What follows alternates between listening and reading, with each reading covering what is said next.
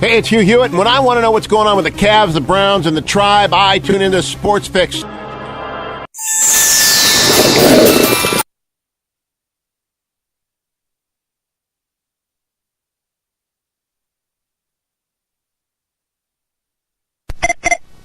Sports Fix. Who's this?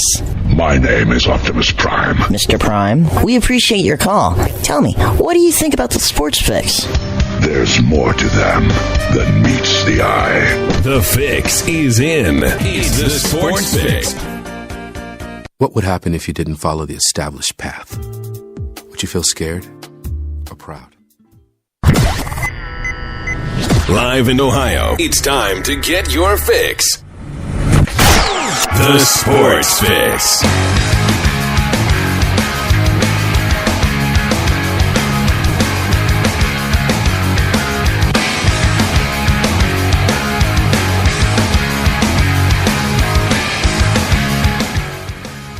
And away we go. Man, all right. Off and running, a new setup, a new studio, and that's why the opener of the show was all hacked up there. Welcoming you guys to the Sports Fix.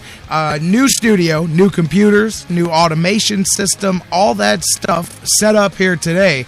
And with that being said, obviously, a few glitches in the switchover as I went to play the normal automation program that plays the spots, the intro stuff that you hear when we go live each and every time we do the Sports Fix. And clearly, there's a few bugs in the system left for me to work out on that regard there. So we'll get that cleaned up here. But we are on the air. We are crystal clear, live and loud. And as I said, new studios, new setup, new everything. This is a kickoff of a new era, a new launch here for the Sports Fix, as all of the problems of the past, hopefully here, knock on wood.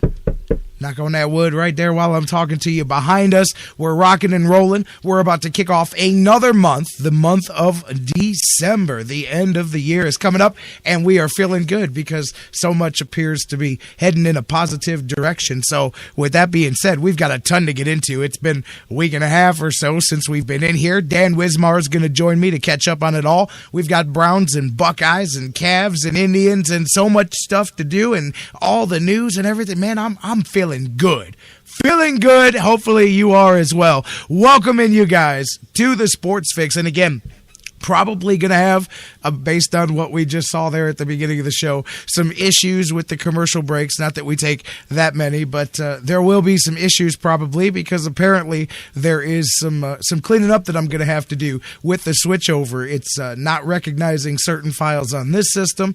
I'll get it all fixed up, but in the meantime, we'll make it work as best we can. As I said, Dan's going to join us. We're going to do it. Phones are open. Phones are crystal clear. Everything is crystal clear, and I'm feeling good. Welcome in, my friends, to the Sports Fix. I am your host, the Big Daddy on the microphone, J-Rocc, Jerry Myers. Pot of coffee in, smile from ear to ear, and hopefully about to pump your day up to another level. Welcome in across the Sports Fix radio network. Maybe you're listening live on TuneIn. TuneIn's radio app, digital apps worldwide. Perhaps you're listening on Spreaker. Welcome in those of you listening on our website, thesportsfix.net. If you're there for the first time, or maybe you're there, long-time listener, you'll notice a bit of a difference as we've overhauled the look of the sportsfix.net as well. Cleared up that antiquated audio player that was on there from years and years ago. That's gone. The TuneIn player's up at the top of the page now. I believe it's much easier for you to share the TuneIn link directly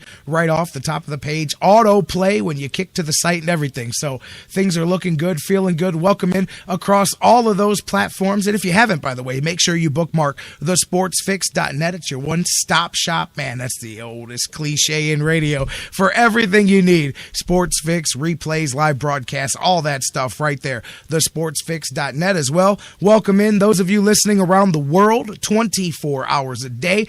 all over, I mean literally all over the place on sites like iHeartRadio, the world's largest internet radio provider, on iTunes, on Stitcher Radio, SoundCloud, all of the different places that you guys download, feed Stitcher Radio, subscribe, podcast, whatever you do to get your fix. I say it each and every time. Thank you guys so much for doing just that. Welcome back in to the new and improved Sports Fix. And hopefully it's the same old fix taken to a whole nother level. No more technical difficulties, no more of so many of those miserable little problems that were driving us crazy. Lord knows they were driving me crazy, guys. We're going to crack the phones. Phones are open. 216-539-7535. The number to call, 216-539-7535. Real quick, before I do the spielio with all of the ways to contact the show, I do want to thank you guys that did stick through the last couple of weeks, month, however long it's been, that stuck through the tough times here. We're going to get things turned up in the positive direction now. We're going to get things moving a new way. Of course, it's unfortunate that the byproduct of my new teaching job up at the Ohio, now it's the Ohio Media School, by the way, as they've changed their name and branding over here to head into 2016. But part of that, unfortunately, means that for the foreseeable future, the Sports Fix is going to be 2 days a week here live on the radio network. But as I mentioned before, there's some good things coming down the pipe after the first of the year. Looking to return to the terrestrial radio dial. Our good friends over there at 1330 and I are having some interesting conversations. So hopefully it will not be too much longer before we're right back on the dial 5 days a week, rocking and rolling, baby, doing the thing. So welcome in those of you. And as I say, without you, I'm just a guy in a studio, a new studio, a nice brand new studio, but a studio nonetheless, all by myself. So if you guys want to join me, make sure you do. Pick up the phone, give me a call, 216-539-7535,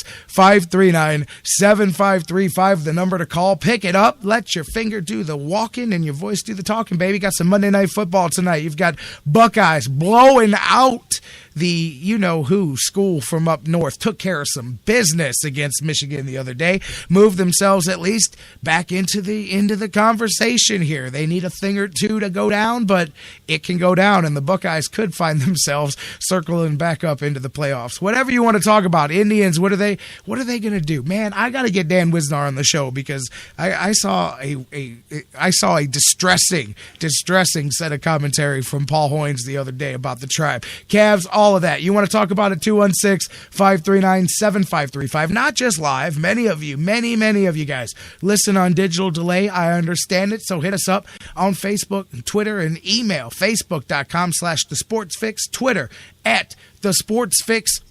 CLE. Email us, thesportsfix@AOL.com. Facebook.com/thesportsfix. Twitter @thesportsfix.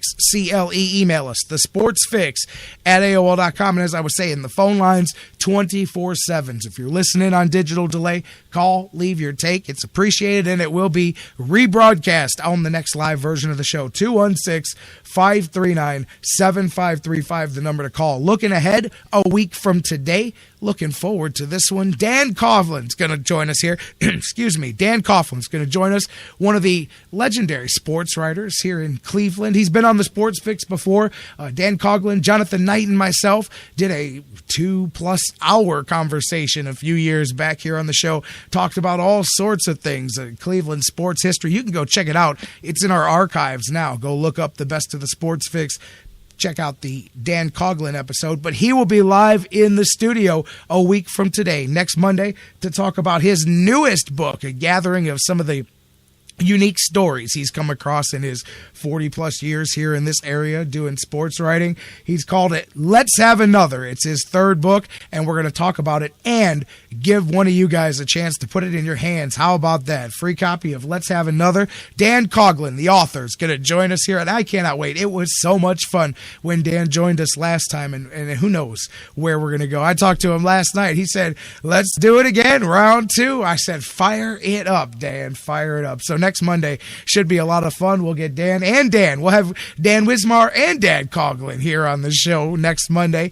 That will be a very fun, jam-packed edition of the Sports Fix 1 week from today. And I'll tell you what, Cyber Monday and all of that, and do what you got to do with your Christmas shopping. Let's Have Another is just one of the great books that you guys should pick up here for people throughout the month of December, holiday season. Cleveland's Finest, another one. I'm looking at it right here.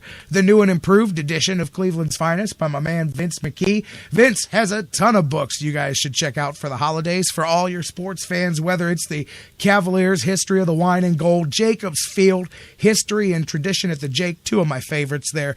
So many different books. Ohio Warriors, Vince McKee, Vince the author, has done a great job. LeBron James, Redemption of the King. Of course, my man Jonathan Knight's got the Browns Bible and the inside story of making of Major League. Oh, man, tons of things. And all of those things we mentioned, I'm going to put some of those in your hands here this month. We've got all throughout December. Every time we crack the mic throughout the month of December, we're going to bring a little holiday season to you. I'm giving one of these great books away throughout the month, all the way up until Christmas.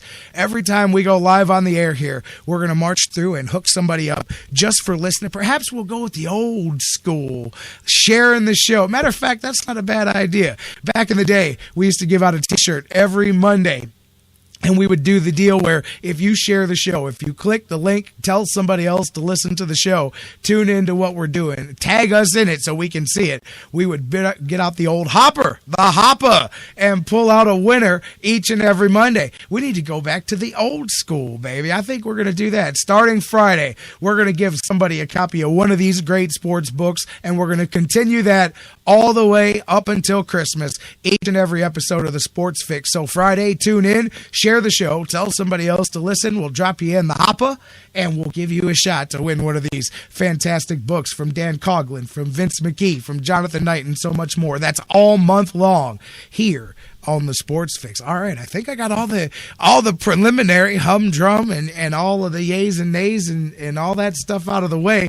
Let's talk some sports, you guys. Let's get into, there's so much to get into, and Dan Wismar is going to join me here just about 10 minutes from now. So I don't want to dive too deeply into the Browns and the latest man, I'll tell you what. You know what? What was it, 12 days ago? However long it's been since we cracked this mic and did the last episode of the show before we hit the holiday break and all of that stuff. Brother, let me tell you, who would have seen the way, I mean, really, who would have seen the way it went down? Who would have foresaw the next few days? I mean, it takes a pretty special level of messed up to reach that dysfunction. I mean, they left for the break. My man Johnny Manziel was installed as the starting quarterback. It was, let's see what happens for the next 6 weeks of the season, and so on and so forth. Even the people that didn't like Johnny Manziel were like, you know what, at this point, let's see what the kid's got. Let's get this over with. Let's get out here and finish out whatever questions people have and move on. And what that lasted 72 hours or something like that. Comeback beginning of last week, and here it comes again. Hurricane Manziel has struck yet again. My man went from the starting quarterback to inactive and on the bench. Will not be, well, I shouldn't say he won't be seen or heard from tonight, because I guarantee you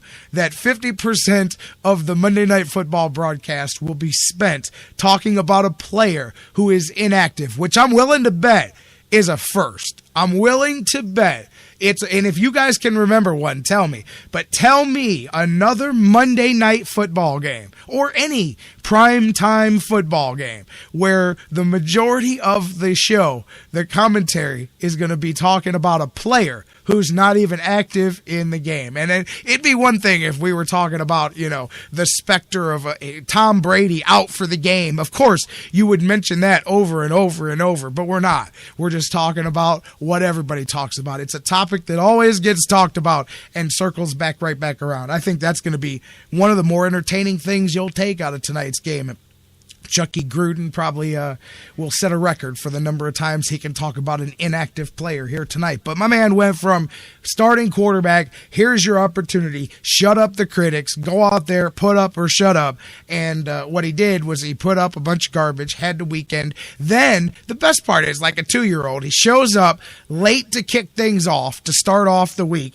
Actually, from what I was told, the reaction from Mike Pettin at the beginning of the week was, "Are you freaking serious?" I mean, I was told that the coaching staff literally looked at each other and said, "You have got to be kidding me." Not that they put any of this past Johnny Manziel, but they most definitely did not see it coming 3 days after they made the decision to put the kid in as the starting quarterback. So already the whole thing starts. Running late Monday morning, gets in, reports coming in, videos, this, that, parties over the weekend. Nope, didn't do a doggone thing. Denied it all. That's fine to the media. Denies it all to his coaches, lies to the organization, then tries to get people to cover it up. Just stuff you do when you're, how old is he, 12 or 22? I'm not sure. Either way it goes, he didn't want dad and mom to find out that he broke the china while they were out for the evening, so he taped it back together, put it back up on the shelf, and hoped nobody would notice. That's what it feels like we're talking about, guys. It feels like,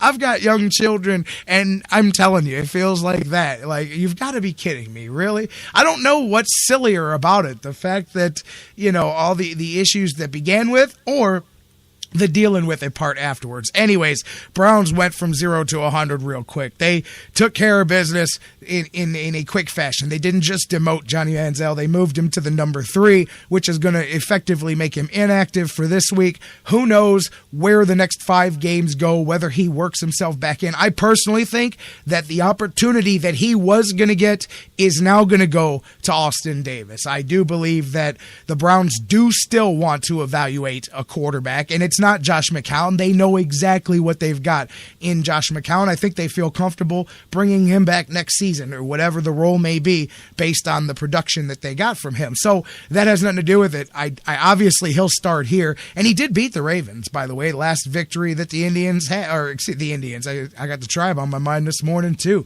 I saw the name Shane Victorino and I went livid. But anyways, going back to that, he did beat the Ravens earlier in the season, and so I get that, but I do believe that perhaps within a week or two, we're going to get a look at Austin Davis, because I think the Browns, there's a reason they gave him the contract extension that they did, and there's a lot of intrigue. Hell, I'm curious. Is he any good? He won a couple of games with a very poor squad over there in St. Louis, showed some ability to be a starting quarterback. Who knows? I'm very interested. There's questions there too, just like you talked about Manziel, and Manziel was given the opportunity, and that's what I think. I'm going to circle back to this, and I'll have a much more well-rounded conversation with Dan Wismar when he joins us. Bruce in the chat room. Ignorance can't be fixed. There's no cure for stupid. My man, I agree with you. I mean, there's a lot of people, and still a small portion of the Johnny Manziel apologists continue to blame this situation on Mike Pettin. And this is somehow not Johnny Manziel's fault. I mean, even if you stuck to this point behind Johnny Manziel through all of his other stupidity along the way, growing pains, whatever you want to call it, you can't still be there now. And if you are, that's what they call enablers in AA. That's what they call, there's a lot of terms for that, and I don't want to insult anybody by using them, but that's ridiculous, guy. I mean, at this point, you have to realize that this kid is clearly his own worst enemy. And here's a point that I think a lot of people have missed, and this is one of the places that I'm at. Let's forget about babysitting Johnny Manziel. Let's forget about being his parents. Let's even forget about, does he have an alcohol problem? Does he have rehab and addiction issues? Let's forget about those, all of that stuff. Let's just put those to the side for what I'm about to mention here. let's look at his track record as simply as far as accountability and reliability. And I'll go back to a guy like Josh Gordon, and I'll make this same point. When Josh Gordon was the only receiver that the Browns were throwing to, and he was racking up that historic stretch of games that he had and going to a Pro Bowl, which, by the way, is still more production than Johnny Manziel. At least Josh Gordon put up some type of production, which is still not the point, because it goes back to where I'm about to go. Everybody, when Josh Gordon, let's start there. When Josh Gordon was racking up those yards, and there was a lot of people that said, well, should the Browns sign this guy to a big contract? Should they lock him up? What do they do? Because he failed a couple of drug tests and he's one strike away. And I remember with the fans that are in the doesn't matter what you do as long as you produce on the field side. Because there's a lot of fans that tell me that all the time. And here's my argument when it comes to a guy like Manziel or even a Josh Gordon. When Josh Gordon had already been suspended, had already had a couple of strikes against him, started racking up those yardage, those big games and all of that nice run that he had, right? This is the only guy they were throwing the ball to, so he racked up an incredible amount of yards. And people kept saying, doesn't matter what he does. I don't care if he's smoking weed. I don't care what he's doing as long as he's putting up those yards. And those same people said that all the way up until the day the news broke that Josh Gordon failed another drug test and was now suspended indefinitely going forward in the NFL. Instantly, it was Josh Gordon's fault for being irresponsible because he just screwed our football team. All true, all 100% good points. That was the point that was being made all along, is you can't say whatever you do is okay as long as you produce points and then be mad when the end result, it hurts your football team. Because guess what? It was all good. Anything Josh Gordon wanted to do until the day he was suspended and hurt the football team for the next 2 years plus going forward. Now, let's switch it to Johnny Manziel. Same thing. If you want to tell me that he can do this, do that, he's free, and I agree. Go live your life, young man. Be free. Do what you got to do. But what I'm saying is, if you've seen, just looking at the track record of accountability so far, tell me that it will be okay for him to live his life when, just as the Browns, and I'm speculating forward in the future, the Browns get things rolling. They actually turn the franchise around. They have a good draft. They grab a free agent or two. All of a sudden, you really do have a future to work with. And then the kid goes and gets suspended, goes and gets a DUI, goes and gets whatever it is that you know he's going to get, because you're lying to yourself if you think he's not. He's already shown you the inability to stop himself from doing these things, the inability to keep himself out of trouble. You can tell me that that's not a big deal because he's not breaking the law until the day it affects your franchise and your team and all of that, when he does do what he is inevitably going to do. And when you're evaluating the future of your franchise, that goes into it too. Because even if you look at yourself and you go, I think I can help that kid. I think I can make him more mature. I think I can make him a better football player and put better players around him. But if he still has the self-destructive instinct inside of him, then it doesn't matter. He's just a ticking time bomb. He might, and you know what? He hasn't even shown me the ability to wrap it up low key and fake the funk. You know what I mean? He says the words and then goes out and breaks them 2 seconds later. He hasn't even shown that Teflon ability of, there's some guys that just are able to put on that front and come across and they keep their dirt low key. I'm not advocating being two-faced. What I'm saying is he can't even be two-faced. He just says one thing, goes out and does the opposite. I guess that's the definition of two-faced. But what I mean is he can't even fake the front. He can't even put up a facade around him. He's a ticking time bomb. You can tell me he's not, but he has been from the minute he's got here. And this is not anything to do with on the field talent, which I don't think is all there either. Point being, if he's definitely got the tendency to self-destruct, you have to decide, even if there's an upside on the field, Is it worth the risk of just when you least expect it, waking up blindsided to losing your starting quarterback? That puts it over the top to me. We're not even talking about development. He has shown the inability to discipline himself, and that's not something that you necessarily gain overnight. There's some people that gain it at 23. There's some people that never gain it at all, and that's the risk that the Browns will be taking. Are they to decide to go forward? And that kid did it all to himself. You guys that want to be enablers can blame it on the media that hates him and Mike Pettin that hates him and all of this stuff. I say the finger point, like what's the old expression? You point one finger out, three start back at you. Same thing right there. I mean, at the end of the day, it's his fault.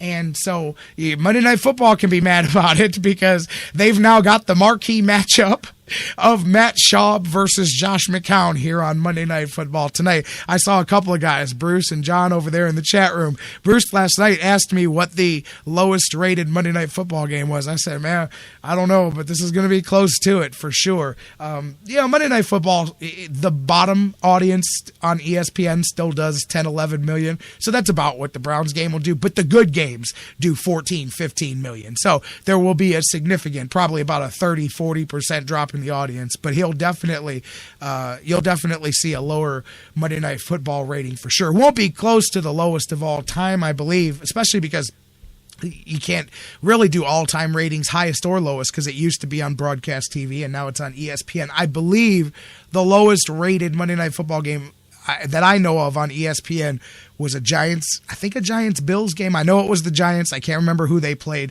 and it was in, I think, November of 2009, and I believe that's the lowest rated Monday Night Football game. Yeah, they're gonna push the boundaries of that one here tonight for sure at Cleveland Browns Stadium as the Browns take on the old Browns, the Baltimore Ravens. And I'll tell you, in a different environment where you weren't just looking to the tail end of the season to get over with, you would look at this as an opportunity for the Browns. And here you go. That's the way things work. Browns are now looking at trying to wrap up the highest draft pick that they can. And of course, they run into a Ravens team that will make it difficult for them to lose. I'm being serious. I think it'll be very difficult for the Browns to lose to the Ravens. Then again, we can make Matt Schaub look like a trooper, brother. Who knows? Because we have the ability of making those backup quarterbacks look like it. But they lose Joe Flacco to the Ravens last week. They've got Javaris Ellen, I believe, is back in at the running back now after the broken arm to Forsett. Obviously they lost Smith a few weeks ago. Their receiving core is down to nothing. I mean, they are really, really injury plagued over there in Baltimore, and to me that's a bad thing because in all honesty, the Browns really should not lose this game tonight. They're at home. They're less injured than the Ravens are, and it hurts the Browns to win at this point. Although I'm not that guy, and I can't be that guy, but it is difficult to say, hey, let's go for 4-12, and I get that argument. 4-12, 2-14, higher draft pick, and all of that. Who knows? But either way, we'll talk about that in a minute when Dan joins us. Much, much, much more beyond the Browns to get into as we get things rolling here. How about, by the way, Kobe Bryant? And you guys know, those of you that have listened to the show for a while, not a big Kobe Bryant fan. Never have been, ever since the whole accusations and criminal case and the rape and all of that the Colorado case back in the day. And it is what it is. I've done my own research on that, so I have my own beliefs on guilt and innocence and preferential treatment for people. But regardless, I have my feelings about Kobe Bryant off the court, on the court. Top 5, 10 of all time, no doubt in my mind, and I'm one of those guys. It's hard for me to jump guys like way, way, way up to the top, but we're talking, large number of rings, MVP trophies in a marquee market, in a heavy, and he bridged the era from Jordan. I think Magic. There's the tail end. It was the Jordan era. and then he bridged it all the way into the modern era that we're in here in 2015. And Kobe Bryant announced that he is done this season. He said his heart can take it, his mind can take it, but his body just keeps breaking down on him, which is really what it's been for the last couple of years for Kobe Bryant. His body just continued to betray him. He would come back from the leg injury, and then he tore the rotator cuff, and then he'd come back from the shoulder and he'd hurt the leg again, and back and forth, and it's been a struggle for him.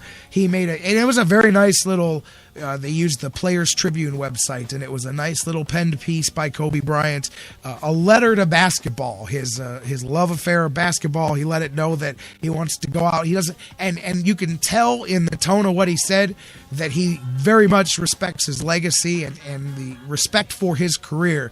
He doesn't want to be the tail end of a Babe Ruth, a Mickey Mantle, and so many of the guys, Johnny Unitas in the Chargers uniform. We've seen the greats stay on too long, and Kobe Bryant's on the verge of being that guy. And he said, "Hey, I want to be able to savor every moment that's left," and you can't do that when you're trying to patch yourself back together. So that being said, Kobe Bryant announces this is his final season in the NBA. It's his retirement tour now. Effectively, there'll be one more time here at the Q, so you'll get a chance to see Kobe Bryant one more time play here in Cleveland when they come to town, and he will continue. He'll start to do his farewells in arenas around the country, and it should be if you're a basketball fan, should be bittersweet, of course, but should be some good times, some good memories, as again, Kobe Bryant, regardless off the court, on the court, one of the best of all time at what he did. And I've never been a big Kobe Bryant fan off the court. On the court, I had always said, man,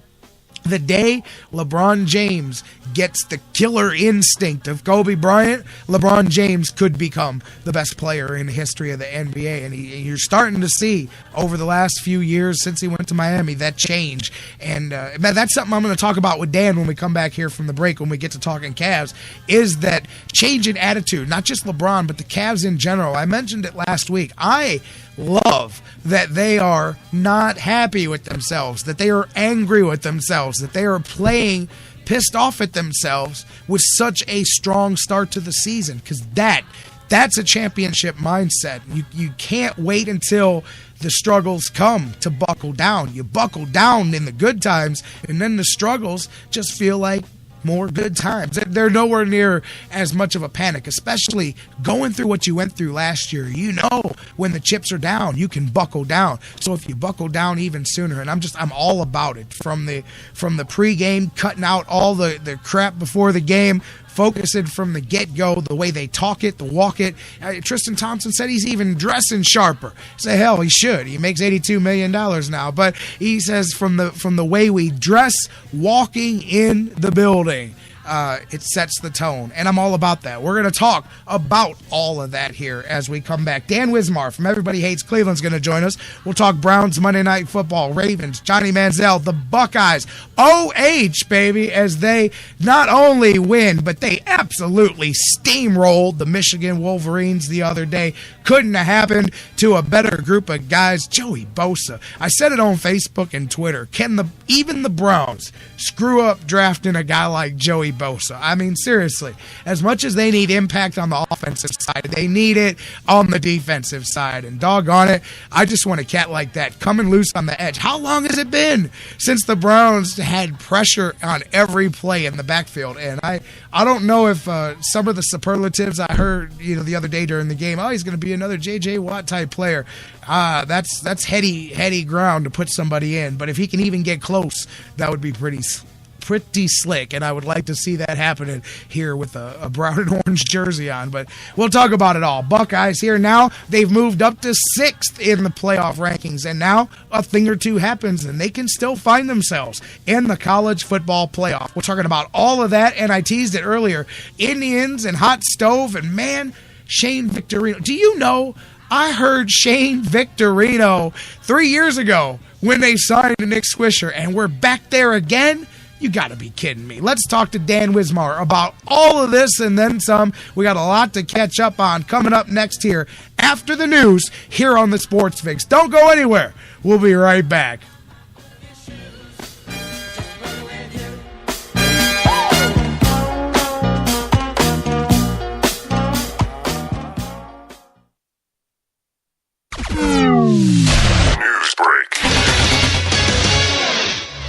I'm Christine Lisi. Right now, Patriots tight end Rob Gronkowski scheduled for an MRI today on his injured knee, reports ESPN's Adam Schefter. Gronkowski left in the fourth quarter of the overtime loss to the Broncos. A source said the injury does not appear to be serious. Steelers quarterback Ben Roethlisberger suffered a concussion in the loss to Seattle, self-reported concussion symptoms during the game, and went through concussion protocol.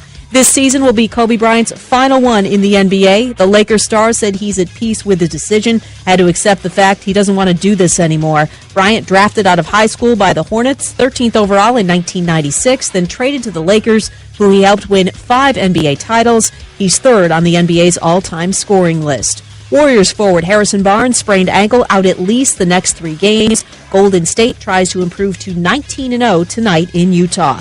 North Carolina point guard Marcus Page set to return from a broken hand tomorrow against Maryland in the ACC Big Ten Challenge. The finalists for the FIFA Ballon d'Or Award for Best Player of 2015, Lionel Messi, Neymar, and Cristiano Ronaldo. Sports Center is brought to you by Blue Emu, the leading household name in muscle and joints. Experience the benefits of emu oil and try their new Blue Emu Maximum Arthritis Pain Relief Cream. Beat the pain. It works fast and you won't sting. Football season is party season at Harry Buffalo North Olmsted. And no matter who you root for, everyone wins at Harry Buffalo. Every Saturday is Coors Light College Football Saturday with $6 pitchers, 4 bottles for $10, and the Buckeyes in full HD. Every Sunday, all the Browns action with Bud Light beer specials and $10 hair of the dog pitchers. Hey, baby, let's go out there like a bunch of crazy dogs. That's some fun. Plus, every Monday night, catch the Monday Night Football action with some of your favorite Browns players. Football season is most definitely party season, and your headquarters is Harry Buffalo North Olmsted all winter long. Harry Buffalo. Join the herd. Man, do I love card night. You ready, boys? You got a king? Go, fish dad! Oh, come on! This is WWE superstar Titus O'Neil. The smallest moments can have the biggest impact on a child's life. Take time to be a dad today. Learn more at 877-4DAD-411 or visit fatherhood.gov. Brought to you by the U.S. Department of Health and Human Services and the Ad Council.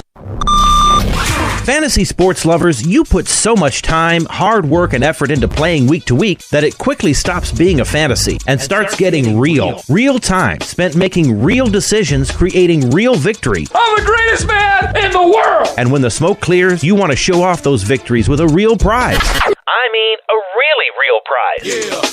Nobody does that like Fantasy Jocks. The crew over at Fantasy Jocks have beautiful, high-quality, and heavy-duty championship belts, rings, trophies, and so much more for all your fantasy sports needs. The trophy's 12 feet high, and it is glorious. Football, baseball, hoops, you name it, they have it. Plus, they have awesome draft kits and party supplies to make all your preseason activities the envy of everyone. If your league needs a ring, belt, or trophy, or you want to upgrade what you already have, there's literally only one place to go. If you're going to be a fantasy jock, do it right. It's mine, the most magnificent belt ever created, and it's mine. With America's fantasy sports superstore, fantasyjocks.com. Hey Cleveland, this is Anderson Varejão of the Cleveland Cavaliers. You are listening to the Sports Speak. Just kick a little something for them cars that be bumping. Yeah, all right, but we need a beat that they can front to. Oh, that'll work. Be funky. Man, I'm glad I'm good on my feet. I told you what was going to happen. See, welcome back to the Sports Fix, by the way. As I was explaining at the beginning of the show, I have an entirely new computer, and so I transferred all of my automation, which is the program that accumulates all my files, puts them in a playlist, sets your commercial breaks and spot blocks. It's radio jargon. But anyways, it's the heart, the beating heart of a radio show. So transferred everything over, and everything appeared to transfer clean, but somehow, and perhaps it's just the switch over from a Windows, I think the other computer was Vista or Windows 7, this is Windows 8. So somehow with the switch over, it recognized the files, but some of them have to be re-tagged, meta tagged or whatever the jargon is. So that's what you heard at the beginning as it randomly started playing some stuff. It said one thing and played another. Same thing there during the break. It blew out my whole spot and then went to the to the news break. So tonight, I now know what I've got in front of me here before we come back on the air. I'll just simply re-tag everything. It's only about 900 files, 858 to be exact. So that should be a lot of fun. But that's the joy of live radio, baby. It don't matter to me because we are rocking and rolling, and it works. It all works. I can fix that stuff. Welcome back into the Sports Fix. J-Rocc back with you.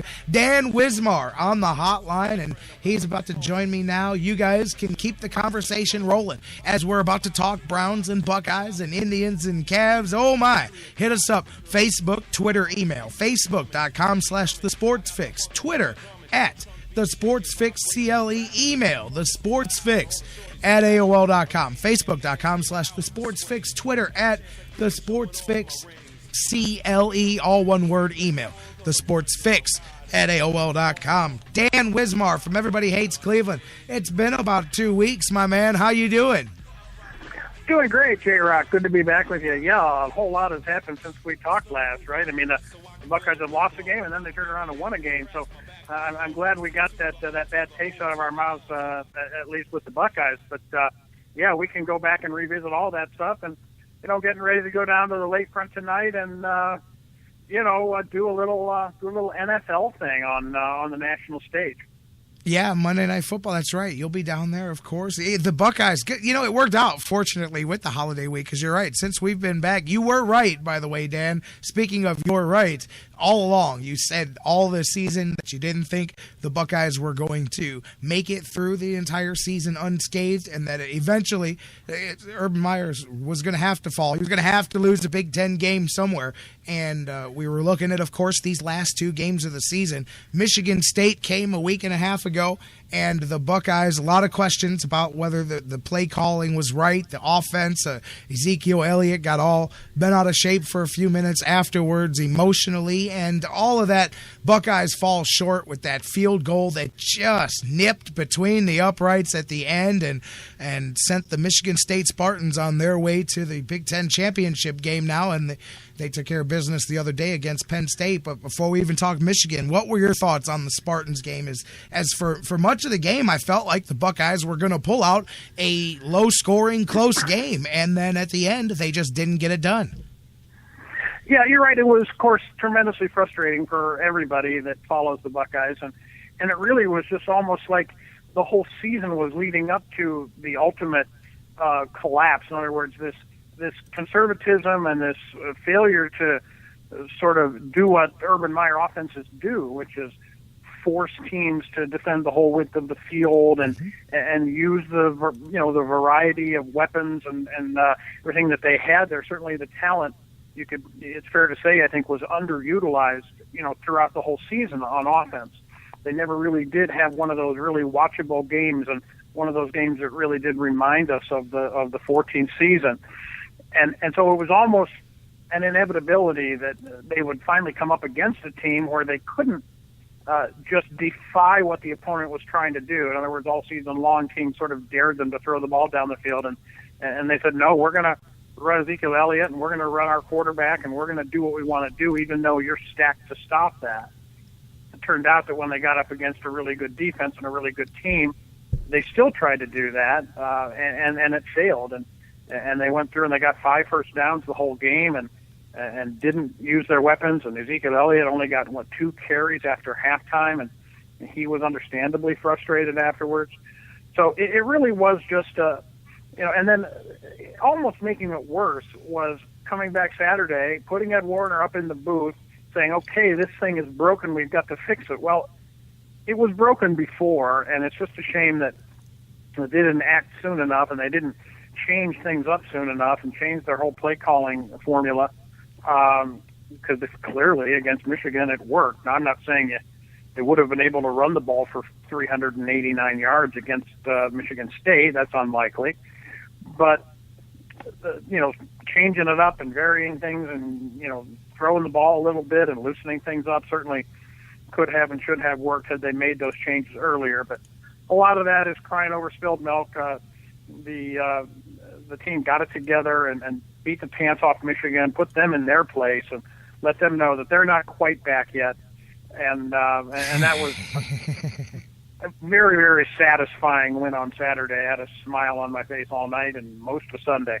No, I agree. Absolutely. And in between those two, we weren't on the air last week. The panic that set in immediately after Ohio State lost. And I was, I tend to think of myself as level-headed for most cases anyway. Right away, I looked at especially how just the rest of the games were going down that Saturday, let alone what was yet to come. And I said, you know what? As long as the Buckeyes don't get dumped any further than 8-10 here, it was very clear to me it was a lot like 2007, the path back to the top. And this time you don't even have to get to the top 2. You have to get to the top 4.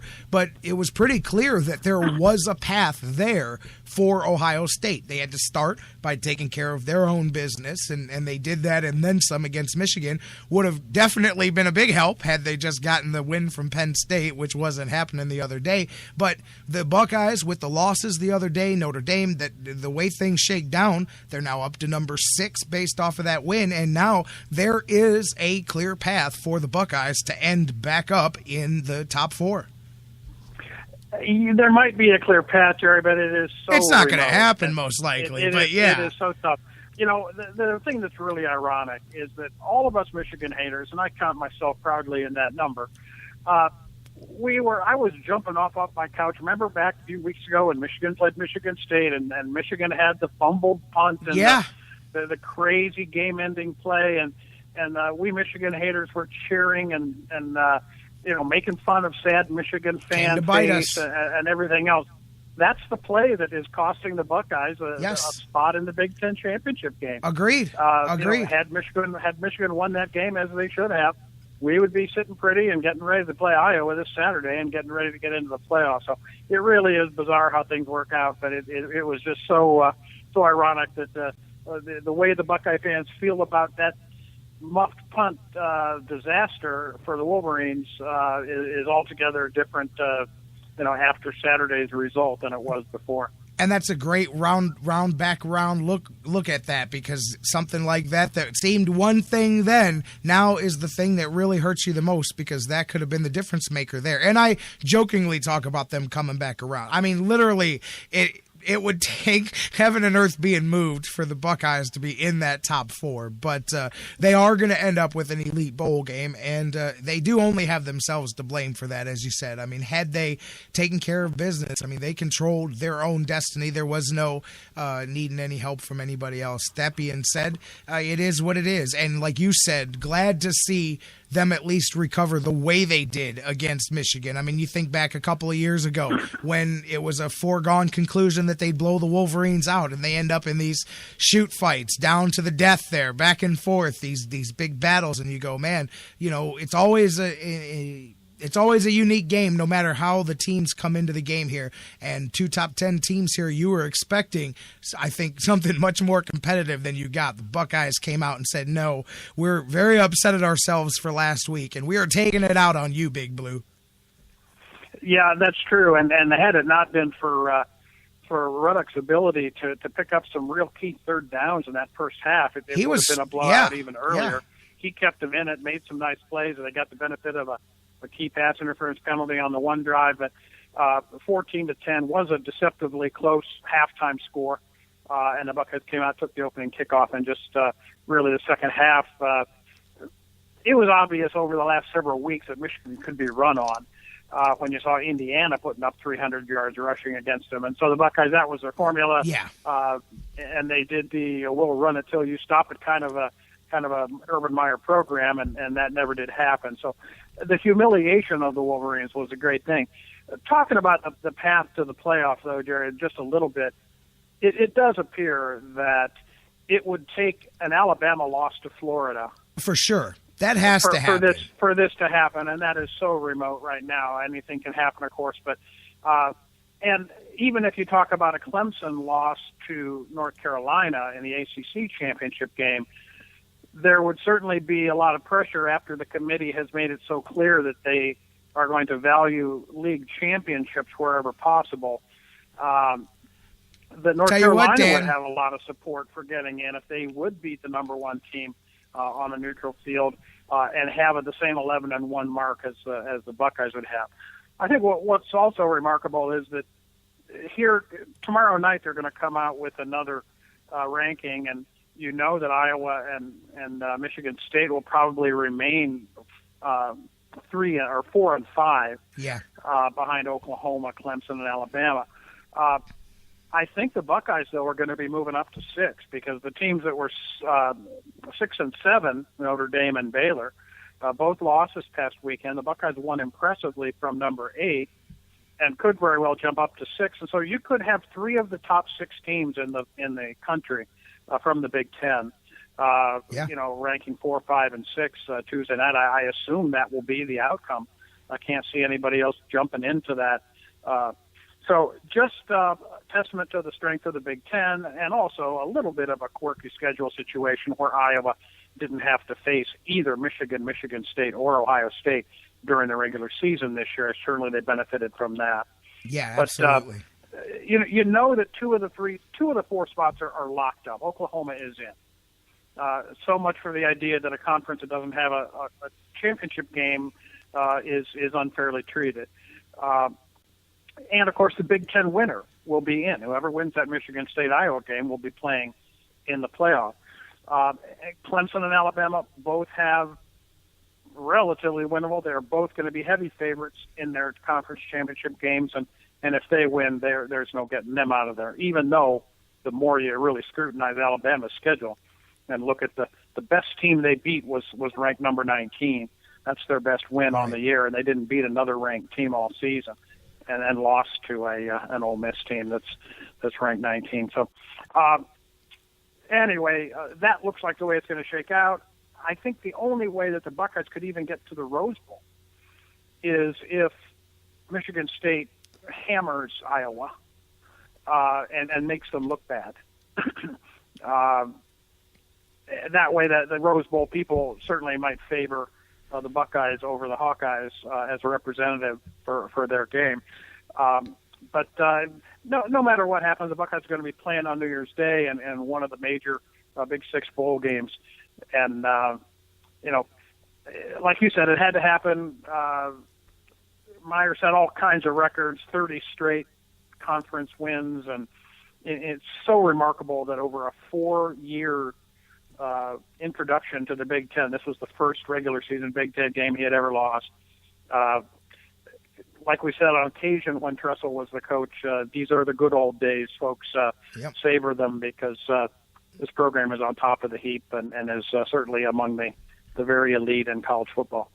Absolutely. I'll tell you what, the other day when Clemson, I thought, man, if South Carolina came close on their upset bid, when that one went down, I said that was probably one of the last good shots there for things to go the Buckeyes' way. You needed 1 or 2 of those catastrophic. You needed Oklahoma State to pull off an upset. You needed, a couple of those schools to drop, and when that didn't happen, I said, man, they could get to 6th. They could maybe even get to 5th, but I think they're going to be on the outside looking in. And in all honesty, I'm a big believer in the conference championship thing anyway. So, that's a hard one to overcome there for them. And either way, like you said, they'll be playing on New Year's. And I see you guys in the chat room. You're absolutely right. And I agree. I think that John's got a good point as far as OSU name value, the way they travel, getting in the Rose Bowl. I think that would be a hard one for them to overlook. But yeah, it's going to depend on how obviously that Big Ten title game plays out. Yeah, that's true. And of course, obviously, if Iowa wins, I think Michigan State would be going to Pasadena, having beaten the Buckeyes. They beat the Buckeyes. So, you would think that, they would have to, yeah. But honestly, Jerry, I cannot see Iowa coming out on top in that game. They've had a great season. Again, had some favorable scheduling. But I love the Spartans. You know that. I've said it all year long. I think it just may be their year. I like the Spartans quite possibly to win the national championship. I really do. Wow. I think they match up very, very well with Alabama. I think they can stop a running back. They have great tackling. They have great defensive scheme. I think Alabama might be very susceptible to a good passing attack. And as of Saturday, Connor Cook looks to be back and healthy. I just like their chances as a matchup against anybody in that group. I think right now either Oklahoma or Michigan State got to be my favorites to win the national title. Oklahoma, very, very balanced, very impressive with Baker Mayfield lately, and they're playing as well as anyone. So Alabama will probably be the odds-on favorite, but I just got to believe that it might be Sparty's year, and certainly I'll be pulling for them if they're in the playoff. You're listening to the Sports Fix. Dan Wismar, J-Rocc. We're talking a little Buckeyes here as we get things going. It's been a minute since we've been back to this, and we'll see now as these championship games play out. We'll see how everything shakes down and where the bowls go and all of that stuff. I'm just sending out a tweet here across the social media. Who do you have as your top 4 teams making the college football playoffs? Hit us up. Facebook.com/TheSportsFix. Twitter @TheSportsFixCLE. Who do you have making the college football playoffs here in 2015, 2016? Dan, I guess, man, I don't know. Where do you want to circle from? We might as well stay on the football field. I was glad we started with the Buckeyes because I spent the first few minutes talking about the Browns. You get to head down there here momentarily, and it is what it is for the game tonight, but obviously let's rewind back to right after you and I had our last conversation. The Browns were installing John Manziel as the starting quarterback, and we were like, okay, here we go, let's move forward, and of course the bottom dropped out on that whole deal in the last week. What were your thoughts? Let's go back since you and I haven't talked. I kind of laid it out there for me at the beginning of the show as all of the ridiculousness went down. Really, even with the foolishness that Johnny Manziel has been involved with in the early part of his NFL career, did you in any way foresee the swing of events that happened from Thursday to Monday a week and a half ago? No, Jerry, I think it would have been a little bit tough to predict that. I mean, I think a lot of people sort of dared to hope that maybe this time Johnny had seen the light, or he really was a changed man, and now that he had been handed the starting job, that he would conduct himself as a professional. I think what a lot of people missed out on, and I must admit, Jerry, that I had not pored over every report of what Johnny did or didn't do that got him into trouble, the videos. I didn't concern myself with a lot of that, but a lot of people were looking at what had gone on and said, these are outside people, not local people for the most part, national pundits and writers, saying he's not allowed to go to a bar. He didn't do anything wrong. He's gotten suspended for this. He got demoted to third team for this. What did he do? He didn't do much. Well, and then obviously what I think those people were unaware of is that, teams, NFL teams, all pro teams try to keep their disciplines and their punishments and those kinds of things in-house. And they have a lot of unspoken things. Certainly, when Johnny got out of rehab and he came back, he had to sit down with the management team, and they set out some guidelines for him and some policies, and obviously low tolerance, no tolerance. No matter, I don't know what it was, but he clearly had some rules and he had some guidelines that he had to adhere to if he was going to remain in the team's good graces. And I think that is the thing that really escaped a lot of the people nationally when they saw what appeared to them to be, the relative innocent, fun-loving stuff that a 22-year-old does in America today, without really grasping that, hey, this had to be just flying in the face of, in contempt of, any guidelines or rules or no tolerance for that kind of behavior that the club had set out for him when he came back and supposedly was a changed man. So I think that sort of was what eluded people that hey, he had some guidelines in the end, he just flat out spat on them. Dan, let me jump in there. It's to me, it's more than just that, because I truly believe that the videos and all that stuff, we asked you not to do anything, you went out and did it. He would have been benched for this game. I believe he would have been the backup quarterback for this game, and then we would have probably went through a week or two of that and the quote-unquote earning his job back and all of that stuff. I think that the dynamic changes when you get into the fact of lying and attempting to cover up, because I made this example to some people, and this is the real deal. You, the listener, whoever I'm talking to right now, if you're Bruce, if you're John, if you're Charles, if you're Dan, whoever you are listening to me right now, you are a grown person, man, woman, whatever. You are an adult you're allowed to, right now, you're at work. If perhaps you're listening to me at work, you're allowed to go for lunch. You're allowed to go to the bar and have drinks and come back to work. There is nothing stopping you. It's not illegal, and it's not probably against your job policy unless you were to be intoxicated. Then it's probably not a good idea to go back to work. Point being, you can gladly go, and if you stroll back in the office and you walk back in and your boss says, hey, how'd lunch go? Hey, I saw you were at the Hairy Buffalo. And you go, no, I was at, blah, blah, blah, doing this. No, I just saw the pictures on Facebook. You were at the Hairy Buffalo. No, man, I wasn't there. I can promise you that instantly becomes a problem that you, A, were at the bar, and B, chose to lie to your employer about it. Another example, you are a grown person who is fully able to go to the bar after you get off of work and relax and have a few beers. So you blow off going home and you go to the neighborhood watering hole and you have a few drinks and you come back home 3 hours late and your wife's fuming when you walk in the door and she goes, where were you? And you go, oh, I was working late. Oh, you were? What about the pictures I just saw that you were out at the bar? No, I was working late. Of course you were allowed to go out drinking. The minute you lied to your wife about it, you changed the dynamic and you're probably sleeping on the couch, if not worse than that still to come. Because why did you lie? What were you lying about? That changes the whole dynamic, because clearly, if you didn't think you were doing, I can tell you for a fact, Dan, if I was doing something that I feel I am entitled to do, I will stick by my guns and I will stick by my rights to do what I want to do.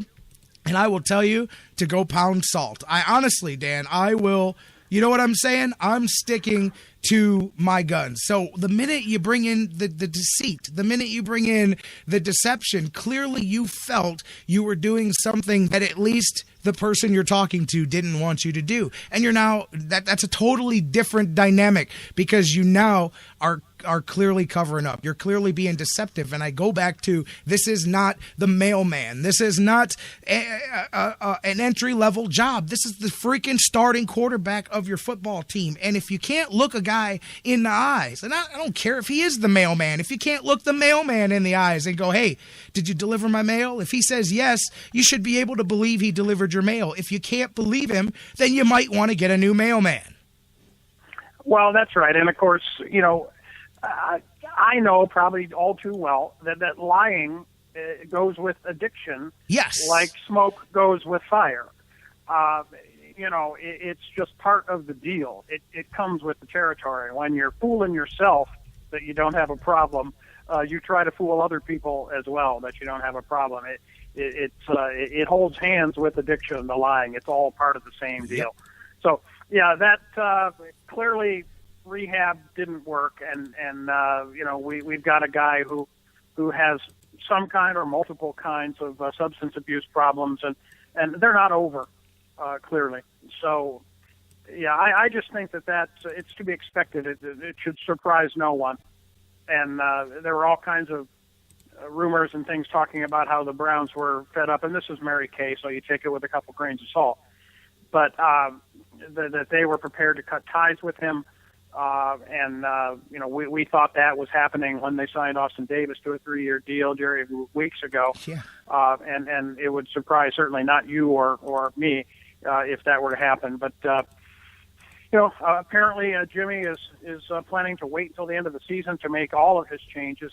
I just think that right now his phone lines are burning up, and Jimmy's out there probably frying bigger fish, trying to find a president or a general manager or a head coach or someone to take over this franchise. At least I hope that's what he's doing. Now, you went there, so let me go there with you. And that's kind of an interesting part of the conversation. As I look at the dynamic, even as far as the front office, we've talked about who's running the show, who's got the stroke, we're all trying to decipher who's going to stay, who's going to go, are they all going to go, who gets the blame.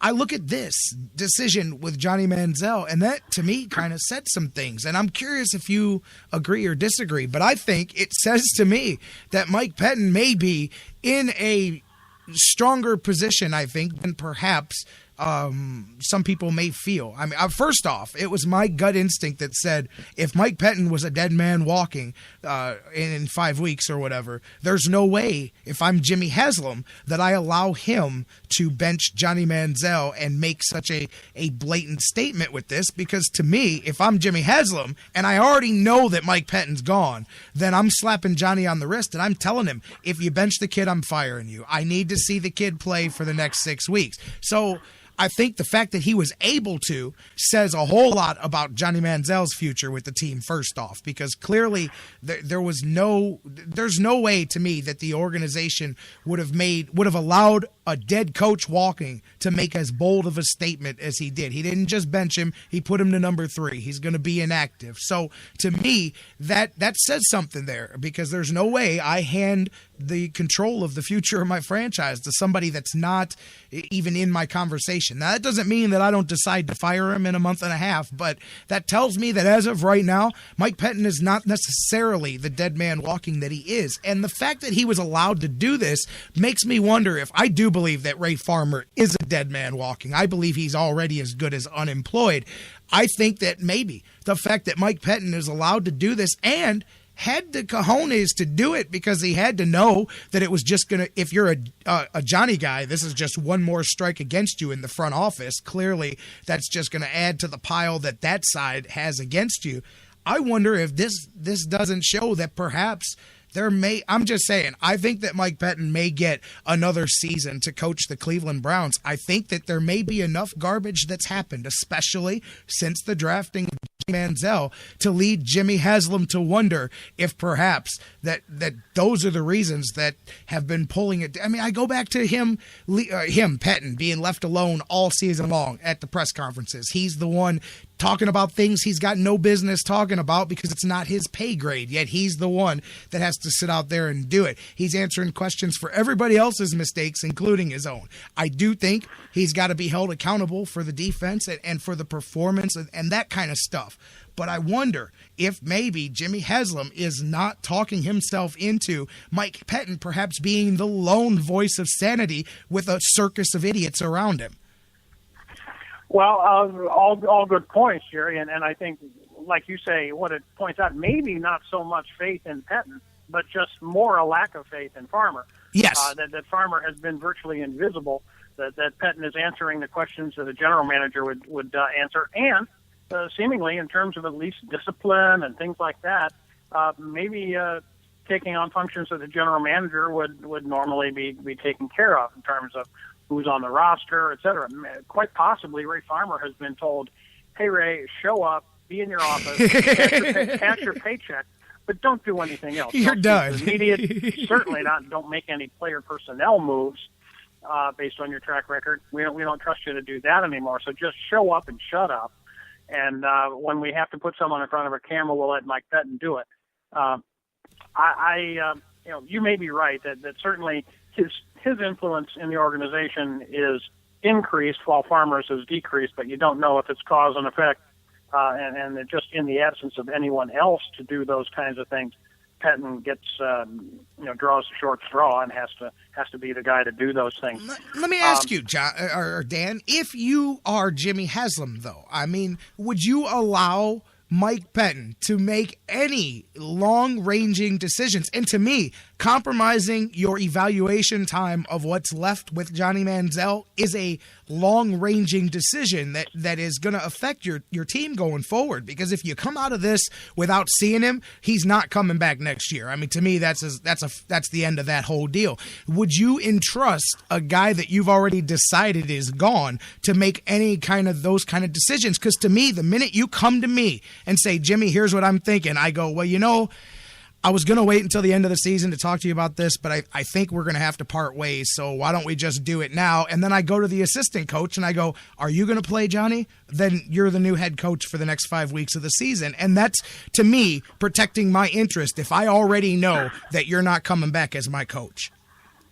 Well, Jerry, I don't know. I don't imagine that the decision on Johnny Manziel was made without consultation with Jimmy Haslam. No way.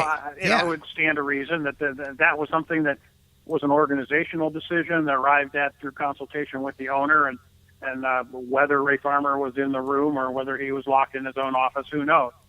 But I can't imagine that that Mike Pettine is out there making those kinds of decisions on his own without consulting with his superiors in the organization.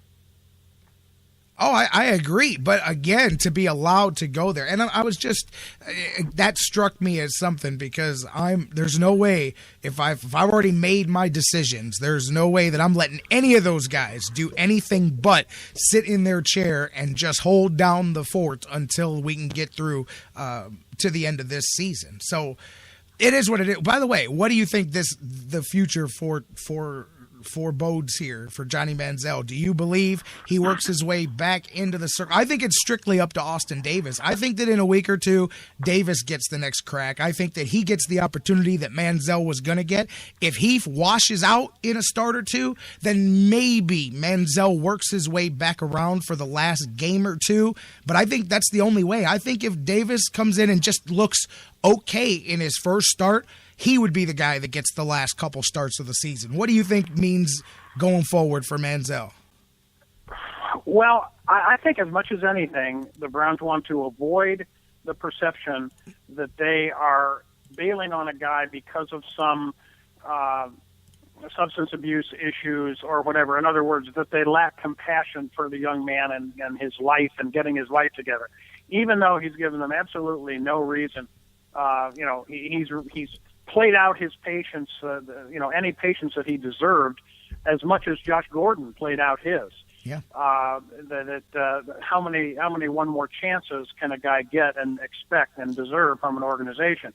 Still, I think it's all about perception and optics, and that they will not want to be viewed as throwing this guy, to the curb while he's still struggling with some kind of substance abuse addiction.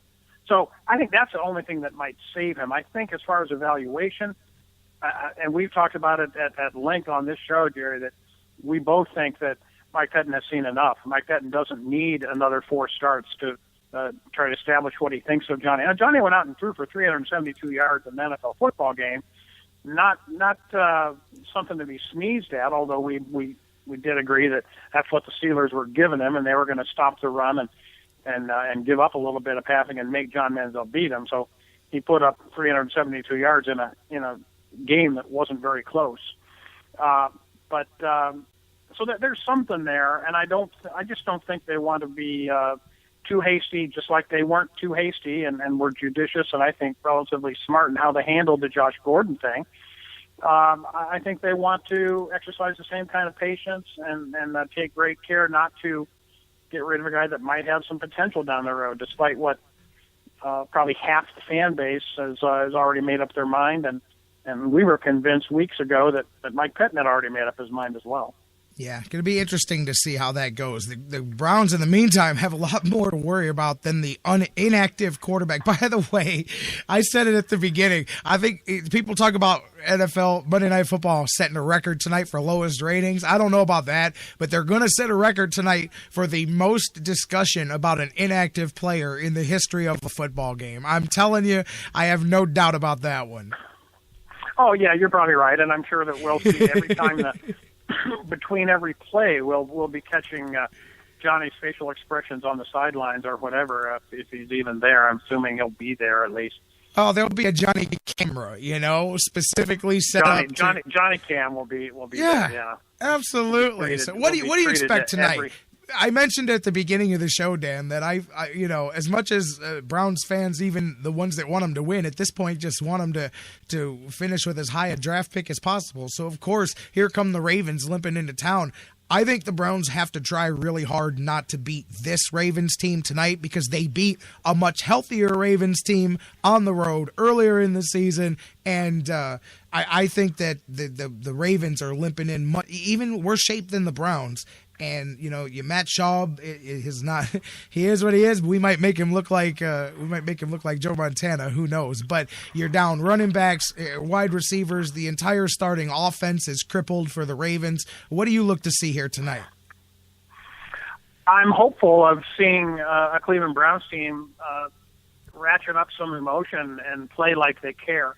What happens with the final score obviously is a little consequence, certainly is a little consequence to me in terms of carrying one way or another, whether I walk out of there tonight with a W or an L. What I want to see is a team of guys playing like they give a damn, and given the effort that you expect out of a pro team, no matter what the record is and what time of the season it is. So I have low expectations. I would not even venture a guess as to who might win the football game. But you're right that certainly the Ravens look like they're hurting more than the Browns are in terms of being down personnel. And by the way, speaking of down personnel, and I hope you have some kind of an answer about this because I am clueless. What in the world is up with Joe Hayden? I'll tell you what. Why has Joe Hayden not been playing? It's not like he was severely injured, it didn't seem. According to the NFL, he is. According to the NFL, he may be very seriously injured here as far as the head injuries go. This is a different level than I've seen. This is the serious level here. Apparently, he cannot get past the baseline testing. Now, there's a lot of people, especially the more cynical ones, and hey, man, I've spent 17 years as a professional wrestler, so I understand the concept of looking for a work in everything. And even I look at the new concussion protocol, and I've said this many a time. I don't accuse any player of looking for the easy way out, but I do believe that the new concussion protocols have given every NFL player that, and it's moving into other sports as well, because they have now created an injury that cannot be physically verified. There is now one injury that cannot be MRI'd, CAT scanned, X-rayed. There's no medical proving of it. It's like asking somebody their pain level. It's just simply a subjective measurement, and that's what you have now with this. I'm not in any way brushing that brush with Joe Hayden specifically, but I do believe that around the NFL, you're starting to see that, especially with bad teams. I think bad teams on the end of a bad season will have long concussion lists at the end of every season going forward, because it's the easy way for a guy to not play those last couple weeks of the season. Exactly, John. Say you've got a headache and you can't see straight, and they're not allowed to play you. So the coaches can't force you to play or anything. They have to sit you, they have to pay you, and they kind of have to cater to you medically as well along the way. So I do believe that that's out there. Now with Joe Hayden, what they're talking about is apparently, there's different levels of testing that get you back on the field. There's the general memory test where you are asked a series of questions and you repeat the answers, and as simple as who's the president and what day of the week it is, that kind of stuff. And they ask you those questions before the season and before certain parts of the season. They do baseline testing, and they know how long it took you to answer, how quickly you answered each question, whether there was a delay of 1 second or 3 seconds or whatever. And that's what they use to measure your answers during a game, and that's how they compare the difference. Now with Joe Hayden, it's gone beyond the verbal part. He is apparently having trouble passing any of the NFL testing, including a computer test which measures visual stimulus and ability to recognize the eye-hand coordination and those kind of things. He's apparently having memory issues as well. And I can tell you that this is one of the more serious, as far as the level of the protocol that he's in, that I've seen. I can't speak for what's wrong with Joe Hayden, but this is a tough level here. He has several different tests to pass before he can even be cleared to practice. And I have no doubt that Joe Hayden will not be playing again the rest of this season. That's very interesting. And the thing that strikes me, the only thing that strikes me as strange, is that it appears that the NFL, in the very first inaugural year of the NFL concussion protocol, is making it up as it goes along. And that there really are no standards, and there really, this is something that they are themselves experimenting with, and it almost seems like, hey, we got a guy here that we can use as a guinea pig. Going back to McCown and the shot that he took, and a couple of shots that he took unpenalized helmet-to-helmet shots that McCown took to put him out. Again, McCown said he never had any problem passing any of the tests. He didn't even feel bad when he got up off the ground to start with, and that still they made him sit out the following week. Why? Because this was the first time they'd been through it, and they wanted to err on the side of caution. That has some merit, I guess, on its face, but it does seem like they're kind of winging it. And I'm not saying that Joe Hayden's concussions aren't or weren't, serious and didn't merit all kinds of caution, but it just seems like this is being made up as they go down the road because they've never done it before. Oh, I agree. I think there's a lot of questions here about this, and as you said, when you're developing, part of that is a function of developing something as you go, because it is. I do see that. I mean, it's being tweaked, and I don't mind that if you make mistakes as you go and you learn from that. And like when the guy got back out on the field without being tested. I mean, those are things that they can't go wrong until they go wrong. So then you go, oh man, well clearly we need to have an armed guard there tackling these guys before they go back out on the field. But that I can get. But I'm with you, and it does seem like that, and it's very interesting to see how this goes forward. And I mean, I'm hearing that, and this is all just where things are now, but there's legitimate concern whether Joe Hayden plays another NFL game again. I mean, this is at that level, and that's the one thing where I can't catch myself accusing anybody of anything, because I've personally suffered from it. I'm not even going to say the number on the air in case it's ever used against me for contractual purposes, but I've got a number of head injuries documented as well, and I know that I suffered a concussion. I think I've told this story on the air, but I suffered a series of concussions down in Texas and this is really what led to me not wrestling for much of the last 4 years before I came back. I went down to Texas for a week, and I suffered a concussion, and then a couple more that I don't know, that I didn't think they were concussions. They were just, getting your bell rung, which happens to us all the time. But it was 3 in a row over the course of 5 days. And then, without going to the doctor, because to me, I just had a headache. I just had a really bad headache. I got on the plane and I flew from Dallas to Cleveland, which the doctors told me was the absolute worst thing I could have ever done, because flying with a concussion and the fluid buildup and all, it adds to your discomfort. When I got to Cleveland, I was in severe pain. I went to work at the radio station, sat in front of a computer, and it was blinding. Just looking at the computer screen was blinding. Every noise was ripping into my head. It was very bad. I ended up having post-concussion syndrome. It was 8 months before I stepped into wrestling ring again, and then I only wrestled once or twice a year. It was done. I was done, basically. I mean, it really did a lot of damage, and it was months. I almost lost my job at the radio station because they didn't understand why I had to come to work every day with wraparound sunglasses on and had to limit my exposure to computers, which was a large part of my job, was working with computers. I was very fortunate that they worked with me because they weren't understanding of it, and neither was I until I went through it. And literally, you could go for weeks and start getting better and go, wow, my headaches are going away. This is all going away. And then the first time I remember for me, I went and played basketball with my sons out in the yard. We shot some hoops for a little while.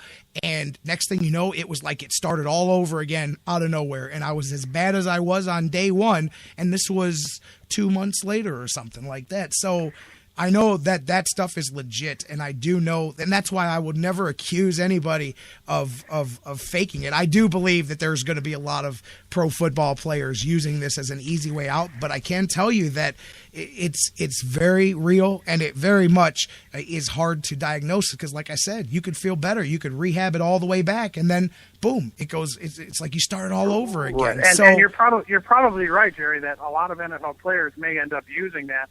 But it's impossible for me to believe that Joe Hayden would be one of them. Right. Because he's the player's player, he's the fan's player, he's the guy he's a tough guy. He's a guy who's out there playing with broken ribs, and he's a tough guy playing with a broken finger, and he wants to be out there. Yes. And he's been on a bunch of bad teams since he's been here, so the record of the team doesn't reflect on how much Joe Hayden wants to play. So for all those reasons, everything we know about the guy and how tough he is and how much he wants to play, he would not be in the category of the guy who might take advantage of the system.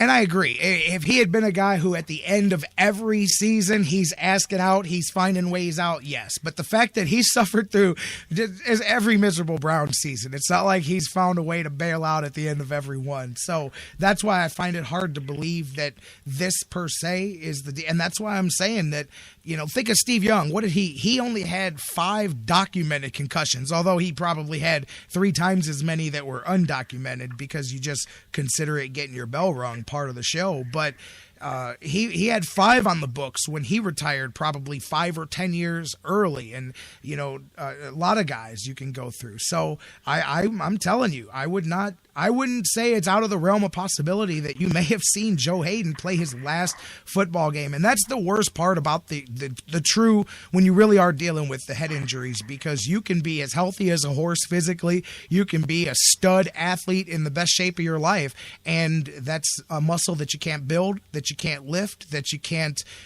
fix it, you can't make it stronger. No steroids will help your brain, none of that stuff will help once you've had it. And that's what people have to grasp, is that what a concussion is basically a bruise on your brain. What it means is that your head moved and then came to a sudden stop, and your brain kept going and hit the wall of your skull and bruised a portion of your brain. So you can only, the brain is a very fragile thing there. And obviously, some bruises, just like your body. Sometimes I'll get a Charlie horse that'll be gone in a couple of days. Sometimes a month or 2 later, you're going, damn, that's the leftovers from that bruise I got last month, Right. Same thing. Think about that on your brain. And again, and the fact that it can continue to come back, it's definitely some scary stuff. Right. Hey, on the NFL note, just wanted to comment one other thing. I know where you're going. Shut up, man. Well, no. I was going to bring that up, and you can read my mind, but damn Patriots. We are any Browns fan has a love-hate relationship with the NFL. Right. We love the NFL. We hate the NFL. We can't always decide which it is at any given moment. But I got to say, starting about 4:00 yesterday, and I was out doing some stuff in the afternoon and didn't get back and didn't see any of the 1:00 games really, but I did settle down and watch the Steelers and the Seahawks. And that was a phenomenal football game. That was one of those games that really makes you appreciate the NFL. I mean, just well played on both sides. 6 or 7 lead changes in the game. Just a dynamic, outstanding football game. And then, Steelers, I actually found myself strangely rooting for the Steelers because I'm a Seahawks hater. I'm tired of them. They're 5-5. I wanted them to go 5-6. I want to see the Seahawks fail to make the playoffs. So I was rooting for the Steelers, but that was just a great game. And then, of course, last night's game, your pass went down, and I just wanted to ask you for a comment on it. I really do feel that the NFL, we know the NFL hates the Patriots, institutionally. That they tried to give Belichick a lifetime achievement award with the Tom Brady suspension. They tried to do all kinds of things. Do you think that the institutional hatred of the NFL for the Patriots causes the officiating to be biased against them? Because I do. Man, I mean, I saw some calls last night, that holding or the offensive pass interference on Gronkowski, a couple of other calls holding on one of their DBs on a key play. They really got reamed over, I thought. And I'm, hate the Patriots as much as the next NFL fan. But it really looked to me like they were getting jobbed last night. And a couple of them didn't turn out to hurt them. The one penalty that set them back from the goal line when they were close to scoring, Brady hits a TD on the very next play and wipes it out. But, man, it really does look like the officials are ganging up on the Patriots to make it tough on them. I'll tell you, you can't tell that to some people, man. You can't tell that. And I know. Listen, I joke about my love for the Patriots, and I do. I like the Patriots, and I think part of it's because I like to have fun with everybody that hates them. But I do very, very much appreciate what the Patriots do. I'm not one of them people. I believe that they're better than everybody else, and then everybody else thinks that they cheat. But that being said, I'm with you, and that's not a popular argument to make. Even at the end, when they started the clock with before the play started, did you notice that on the last two plays of the game, not the final play, but the second to last play of the game, you had the penalty against the Steelers, which by the way, I don't understand this because I am positive that I remember a Browns game, and I couldn't tell you what game it was, where the Browns paid the price for a player being injured with no timeouts left for the Browns to call a timeout. I can't remember the game, but I just remember the Browns suffering some type of a punitive response during a game for not having a fourth timeout when they had a player down at the end of the game. A 10-second runoff. Right, exactly. So, Yeah. well, I know you can't run the clock off against the Patriots because that's not their fault, but they stopped the clock there, and then the Patriots come back to the line. They never wound the play clock, but then Tom Brady looks up, and the game clock is running at a stoppage of play. It definitely cost at least 3 or 4 seconds to come off of the clock there, but before the final play, which, whatever, it might have given them another shot. I still... That being said, man, the Patriots, okay, they lost last night. The goal is not to go undefeated through a season. I was jokingly pulling for it because I predicted it in the preseason. But the goal is to win the Super Bowl. Absolutely. And the thing that worries me much more than losing a game is losing every player on your team, which the Patriots are now starting to get hit with some injuries. I mean, they lost Edelman there and Gronk, which, by the way, it appears was am I wrong here? The latest update on Gronkowski is that is it not a serious? Because it looked the way he went down. It did look bad. It did look bad. They're now saying one game and maybe not even that. Right, they're saying that he's bouncing back from it, which I thought he might have blew a hip out or something, the way he instantly grabbed at the side of his leg. And jokingly, I saw people on Twitter, but they were right with the sentiment that if anybody knows what a serious injury feels like, it's Gronk, who gets hurt walking out to get the mail every day. And that's such a big piece of what they do there. That's going to be important, because had they lost him, I mean, I know they fill gaps, and that's what they do over there at the Patriots, but that would have been big. Either way, hey, I'll give Osweiler credit, man. At the end, the Patriots hurt themselves with that penalty in the end zone when they should have only had to make one more stop at the goal line. Instead, they had to make 4, and they allowed the touchdown pass, but then they still got down and got the field goal. I mean, really, where they can kill themselves is the fact that they allowed a guy who has had no success all season long to get loose against them. C.J. Anderson beat them not once, but twice with the exact same big play. Yeah, that's true, and you're right. They did kind of shoot themselves in the foot there in overtime, that first possession, and obviously field conditions had an awful lot to do with that. Yeah. But it was so remarkable that with less than a minute, I think it was, or right about a minute, that Brady was able to get them back with no timeouts, made a couple of huge throws, including the last one to LaFell at the sideline that got him in position for the field goal with 4 seconds to go or some crazy thing. Yeah. Brady was just amazing, bringing his team back where it looked like he had no shot to get him in field goal range, especially after the first several plays. They were on the wrong side of the 50-yard line, and with single-digit seconds, 9 seconds or something to go. So that was just another example of how he is so great, able to do what he did.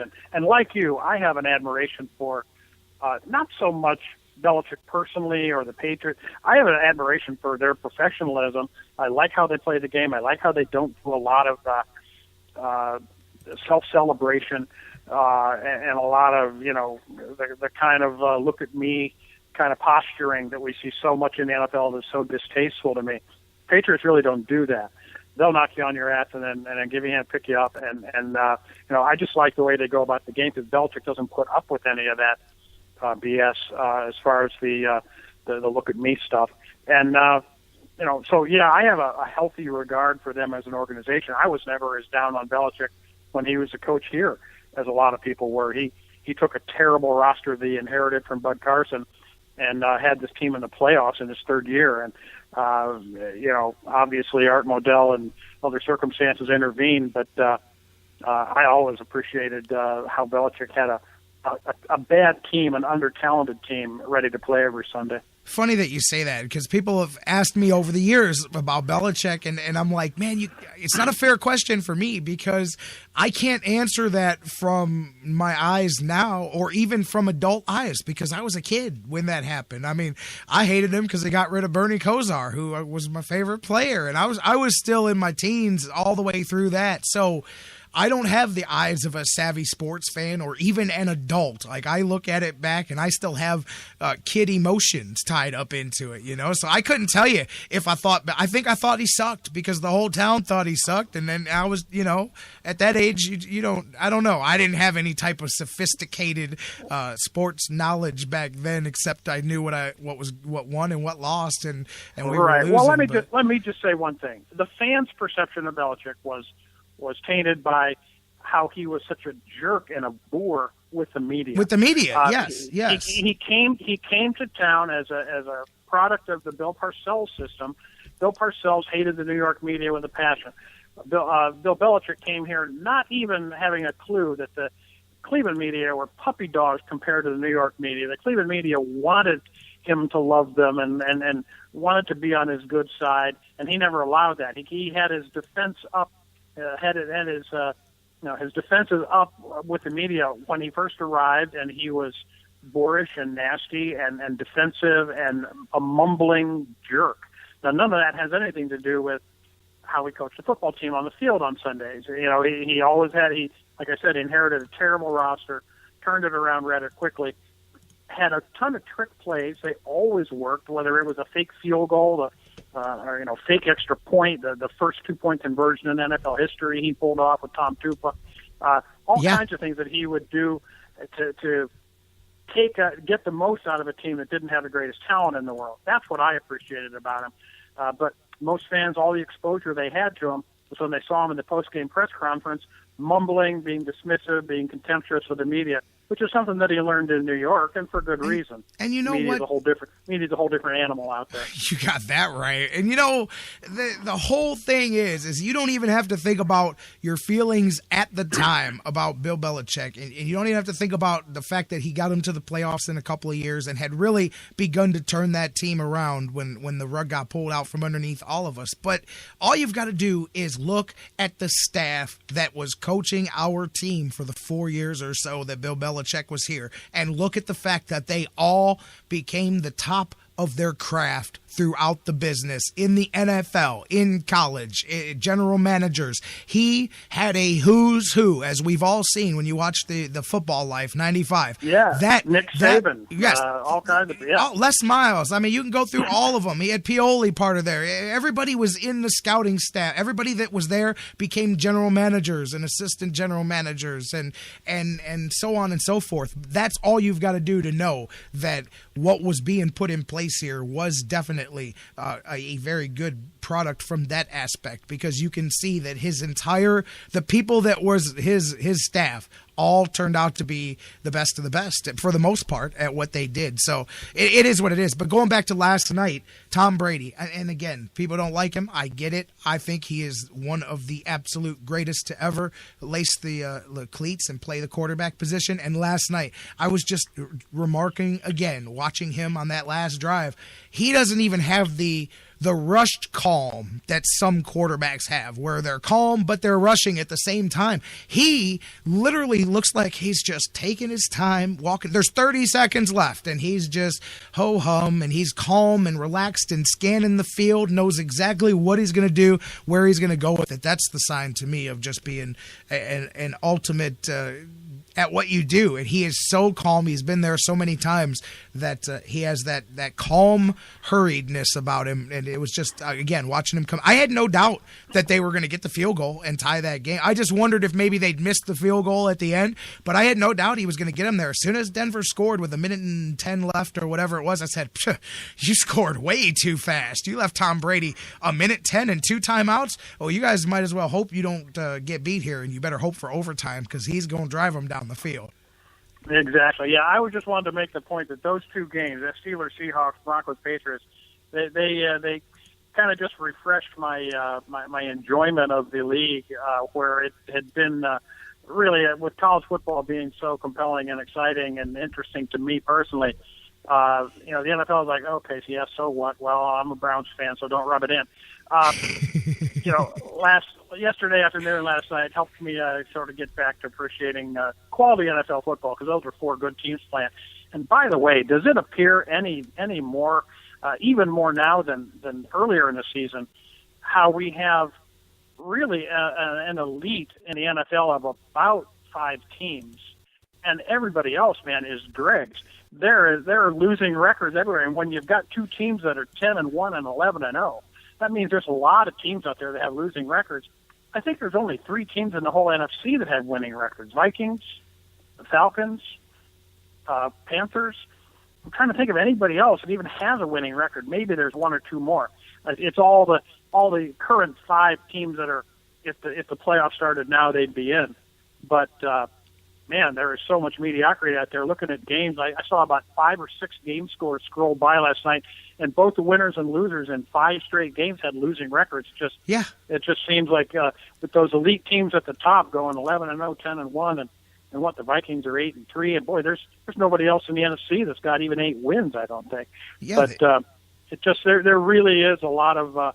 That's why even there's hope for this Browns team, because though you said all along, there's an awful lot of other bad teams in the NFL. I mean, seriously. I mean, by the way, with the Patriots losing yesterday, I was curious, and I don't know this off the top of my head. I was just thinking of this while you were talking. Has there ever been a season where you had 2 double-digit undefeated teams? I believe that was the longest. I believe it's the first time through 10 games. I think there's never been 2 10-0 teams before, I don't believe. That's what I thought. I couldn't think of any. I remembered hearing that. I couldn't think of any, but now you have just one. As the Patriots lose, they fall to 10-1, and now you've got the Carolina Panthers, who are 11-0 and just continue to not only roll but dominate. They destroyed Dallas the other day. Tony Romo's season over. He came back for a half or whatnot, and they were getting rolled even before Tony Romo went out. Carolina is I've got to tell you, Cam Newton. I always used to joke. I called him Scam Newton, and again, all the stuff when he was in college and all of that stuff is what it is coming out, and all the controversy around him. And I wasn't a fan of his game per se, because it regressed a little bit at first in the NFL, and I thought, okay, he's going to be another one of those guys who has a little success, then the league catches up to him and it goes away. But Cam Newton has gone in the opposite direction. He's done what great players do, which is when they do catch up to you, you get better and you continue to evolve. And Cam Newton has turned into a hell of a quarterback down there for the Panthers. He's a true dual threat. For anybody that wants to talk to me about Johnny Manziel, this is no elf on a shelf. This is a big stud athlete here who can stiff arm and run people over, and he's got a cannon for an arm. I mean, on the field, I have a lot of respect for Cam Newton that I maybe didn't have years ago. Well, yeah, and I do too. And I think it also, anytime I say that to succeed in the NFL at quarterback in the modern era, you have to have size and strength and durability and things. People point to, well, Tom Brady doesn't have that, and Drew Brees doesn't have that, and Peyton Manning can't run the ball, and he's not. Well, those guys are all going away here within the next couple of years, and the Cam Newtons of the world are the people that are the next generation of great NFL quarterbacks. They have mobility, they have size, they have strength, and that's why anybody that I'm looking at as a potential quarterback has to have those things. Certainly all those things that Johnny Manziel doesn't have. Size and durability and strength and a big arm, a little bit of mobility. That's why I was telling a friend over the weekend that a guy that I think may be a real sleeper in the NFL draft from a quarterback standpoint is Dak Prescott, because down at Mississippi State, because I just think he's got all those things. He's a good runner. He's a big guy. He's strong. He's got a big arm. He can run, and just as durable. He's not going to break down when he gets tackled, when he has to scramble. It just has an NFL look to him, and it's all about, size, strength, power, durability, with mobility and an ability to run. Connor Cook has some of the same attributes, I would say. But I just think it's the wave of the future. It's got to be there. If guys on defense are too big and fast, and a quarterback that doesn't have size and durability just isn't going to be on the field for 16 games. Bottom line. Do you know why Carolina's the real deal? Even more than having the real deal at quarterback is the fact that they, in my opinion, are the best defense in the NFL. They've allowed I believe the only team that's allowed more or less points is the Vikings, I think. The Carolina Panthers have the second best scoring against defense in the NFL. They've only given up 205 points to the opposition here this season, outscoring them 332 to 205. It's also the largest scoring gap in the NFL. The Panthers are 127 points better than their opposition. The only team better are the New England Patriots, 135-point differential. But that to me is as much a reason to truly believe in the Panthers as possible. Ever since that midway point of last season, they flipped a switch. They made that run and got into the playoffs, and they have been a completely different team since then. They win at home. They win on the road. I mean, they're very strong, but defense is what gets you through the playoffs, and this team is built to make a run through the playoffs. And I did not think that coming in. I didn't have the Panthers as the cream of the crop in the NFC. Yeah, you're right. They are the real deal, and they have surprised a lot of people. You might say the only surprise equally surprising in the NFL this year is the Minnesota Vikings. Yes. You've got to look at those guys as certainly with Zimmer as coach of the year right now, I would say. You know why? Because he's got Adrian Peterson back to life. That's why. Adrian Peterson, talk about comeback player of the year, my man. Yeah, he's a beast. The other thing about Newton, too, and Newton is doing it and that offense is doing it with, again, not the greatest, group of offensive weapons around him. I mean, two of his top receivers, I mean, I like them because they're Buckeyes. But when you're going with Teddy Ginn and Philly Brown as two of your top three receivers, and you're not exactly talking about Calvin Johnson types of talents. But so he's doing it a little bit with less to work with, and that puts a lot of strain on him. But I think maybe what he's learning is that he maybe tried to do too much by being Superman the first year or so, and he's learning to rely on some help from his teammates this year. And boy, they really are the real deal. Yeah, they are. You know what? The NFC East looking like the South was last year. 2 5-6 teams tied for first place there in the East. And the AFC South isn't a whole lot better. Jacksonville is a game out of first place over there at 4-7. So you're right about the down level of some of these other teams around. Look at some of the games. Chip Kelly. I think Chip Kelly is coaching his last few games here in the NFL. That's my personal opinion. I was dead set against the Browns going after him when they were whining and dining him, and I feel justified because I felt that his style was the kind that would get a big explosion early, because they always do when you change the game. You always get that burst at first until teams catch up to you. But I think that it did not take much time at all for teams to catch on to what Chip Kelly was trying to do and really expose the gimmicks. Where I think what Bill Belichick, there was so much talk that Belichick copied Chip Kelly. No, what Bill Belichick did, because he's a freaking genius, is he looked at what Chip Kelly does and he said, that's not going to work. But this part and that part of what you're doing would work if you'd mixed it in with this, that, and this. So he took the best of what Chip Kelly was doing and evolved that Patriots offense. But I think Chip Kelly, it's just getting worse. He cleared out he had to make the power play, which I think you and I talked about it in the offseason. He set himself up to either be the man or be the man that everything is falling on when it goes south, because he cleared house, got rid of everybody, brought in his own players, and it's blowing up in his face. They got bombed the other day. I think, what was it, 45-14? Yeah, by the Lions, no less. Yeah. The thing, and I saw a piece the other day, and I don't know if you ever read Bill Barnwell, but I think he's one of the smarter guys writing NFL. He writes for Grantland and ESPN. Had a longish piece about Chip Kelly the other day, and basically made this point. That Chip Kelly is something like 25-18 or 24-18 record with the Eagles. A lot of coaches obviously would like to have that record in terms of games over 500, especially after inheriting a not a great situation. But where Chip Kelly has really failed is as a general manager. You'd be satisfied with a coach with that record, but his general manager track record is really, much more deplorable than that. He's really made some mistakes. And I'm not talking about just running off guys like LaShawn McCoy and Macklin and people like that, but some of his draft choices, some of his other personnel choices, the Kiki Alonso deals and things like that, there's a whole, litany of the moves that he's made that not only are proving to be bad moves in hindsight, but were criticized at the moment that they were made as being bad moves, and legitimately so. So if you look at, Chip Kelly as coach, okay. Chip Kelly general manager, not so much, and he made a pretty persuasive case of that. Talking about the Patriots and their offense and everything, I saw somebody say it the other day, and I've got to agree. If I'm an NFL team and I'm looking for a new head coach, I'm sure as heck going to give Josh McDaniel a second shot at being an NFL head coach. I agree. Because he appears to be very much ready to do that. Maybe he was a little young and immature when he took over the Denver Broncos, 3-4 years ago. But that guy certainly looks like he's worth another shot, and there's certainly going to be enough franchises looking for the new guy.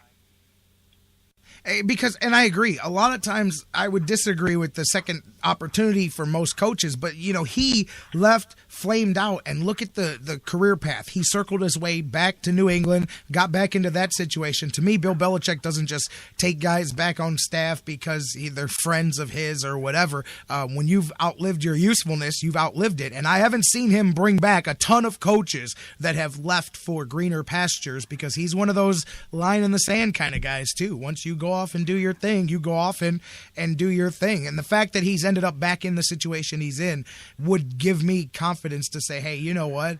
I would give him a second shot. I'm not necessarily talking Browns.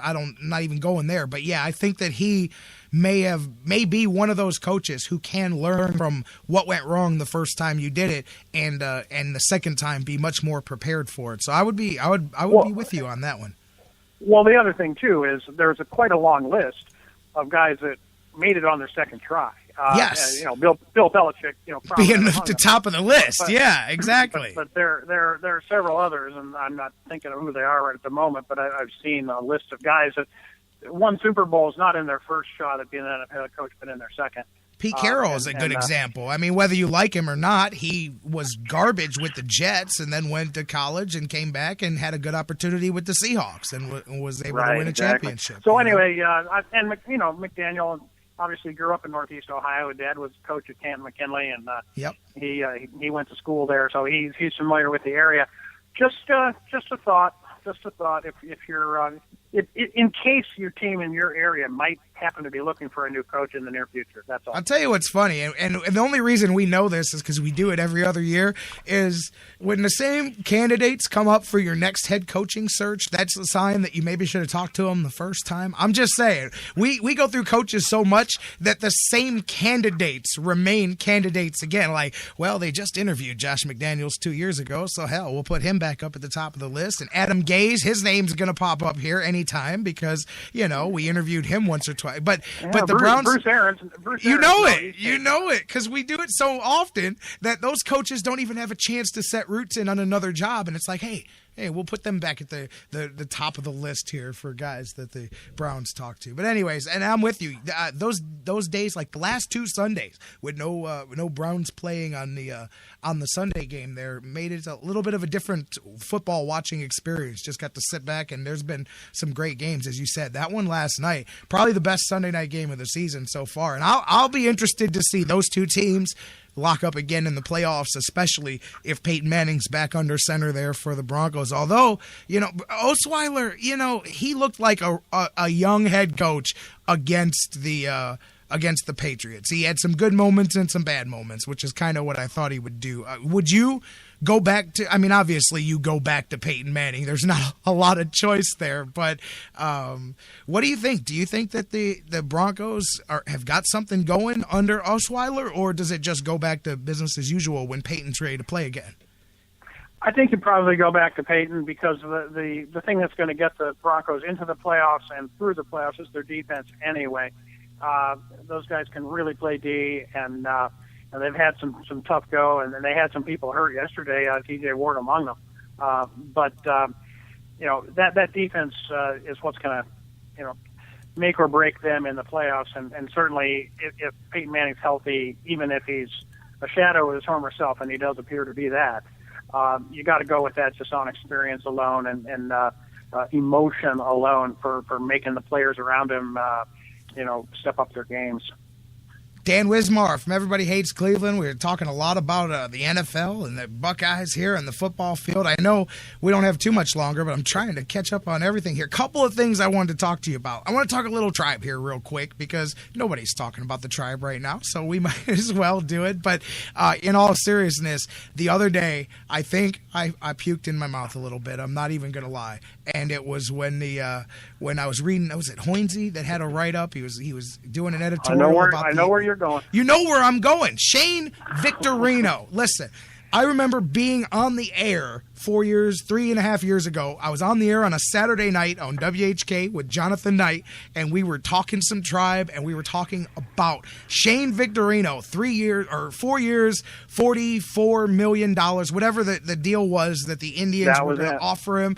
And then he went to the Red Sox, and then they turned their attention to Nick Swisher. Now, this is 3+ years ago when those guys were 31 years old, already over the hill and asking for too much money. I could not believe when I read Hoynesy the other day say he literally listed the top 10 outfielders and said forget about all of them because the Indians aren't talking to none of them, but they are talking to Shane Victorino. And I'm thinking, look at his stats. He did exactly what Nick Swisher did. He had one okay season. The first year he was with the Red Sox, he hit like 290, had 17 home runs, 15 home runs, something like that. Second year, nothing. Third, now he's Nick Swisher. He had 7 hits last year or something like that. And we're talking about signing Shane Victorino, not maybe. This is like a serious conversation that people are having. I cannot believe the Indians would dare come back into another season, and they've already shown no inclination to even entertain conversation. And I'm not telling them to go out and sign a $144 million contract. I'm not saying go get Zimmerman like the Tigers did. By the way, the Tigers started spending money again. But you know what I'm saying? That is of no good feeling to anybody as an Indians fan, and I can't believe that we're going to circle back around to a conversation like that when we're sitting here coming into the 2015-2016 offseason. Well, you're right, and Jerry, I'm looking at the article, and I agree that quite possibly Alex Gordon, Justin Upton, Jason Hayward, and Jonas Cespedes are beyond the reach of the Cleveland Indians. Too expensive, yes.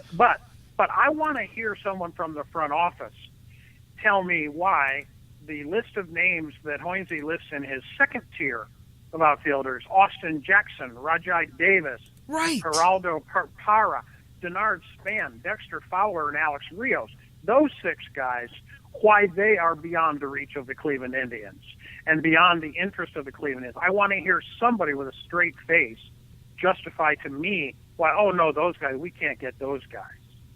Those guys are all, middle of the road, meh, sort of, they happen to be free agents this year, and that's why we're talking about them, not because they're going to take you to the mountaintop, any of them.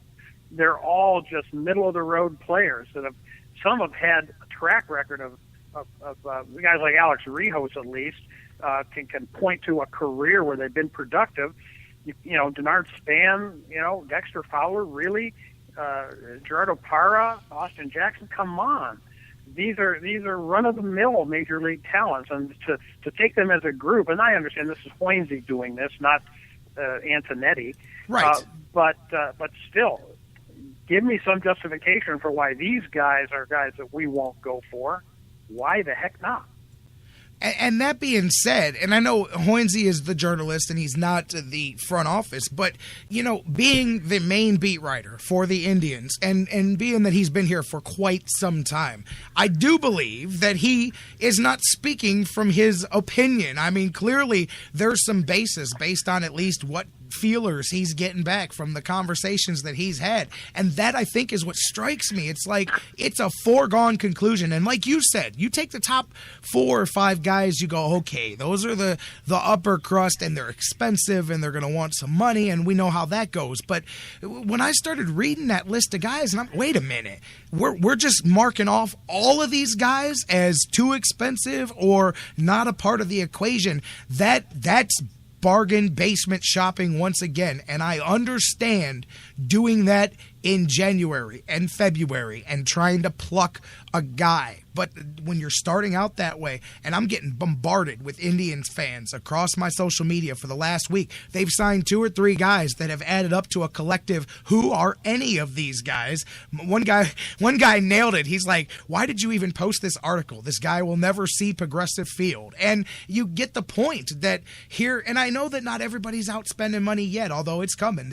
Now the free agent dominoes are going to start to drop, but I am already feeling the lashback from Indians fans that say, here we go again. And I think that this is a key offseason. If the Indians make people feel that way, they're going to hurt even more at the ticket window coming up this season. Well, yeah. I mean, I've already sent 2 out of my 3, ticket payments in for the coming season. They've moved the timetable up. It used to be, December, February, March, or whatever. Now it's, October and November and January, or when they want their 3 payments for season tickets.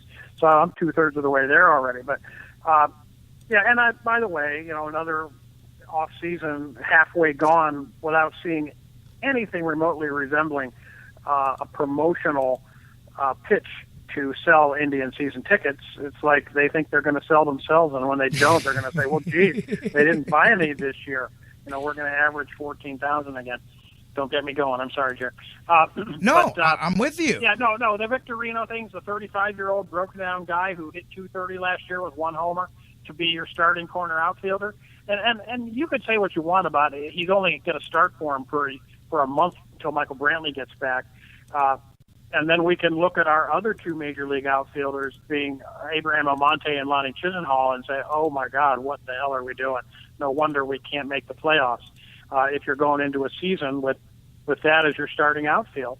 Dan, my question is why? And what I mean, not even as a fan, if I'm the Indians, if I'm in the front office and my options are bring in this guy, as you just described him, 35-year-old, broken down, nothing happening guy, or just go with what I've got and or whoever's in my farm system, why do I even sign a guy like that? Just to say that I signed somebody? Is that why? Yeah, I guess. And I am becoming less and less patient with the idea that we can't promote Tyler Naquin, we can't promote Bradley Zimmer, because they might not be ready. Yeah. Well, how about somebody who might not be ready, but because he's too old, not because he's too young? These guys are going to, when they come up, they're going to take their lumps at the major league level anyway. And, and the other thing is, invariably, you're going to want to sign a guy that you can get on, at the most, a 2-year deal. And I understand you're not going to do that with Alex Gordon, Justin Upton, Jason Hayward. But and you're going to spend upwards of $100 million for those guys too, because really all you're trying to do is bridge the gap between now and when you think guys like Tyler Naquin and Bradley Zimmer and Clint Frazier might be ready to come up and play outfield for your team. And I admit that probably is not the 2016 season, but continuing to hamstring yourself and jack up your payroll for 30-something-year-old has-beens doesn't appear to be the answer either, and it does absolutely nothing to excite, let alone interest your fan base. And again, not even coming at it from the fan base side, you guys. If you think that's a totally different argument, because I get the difference between reality and what the fans want.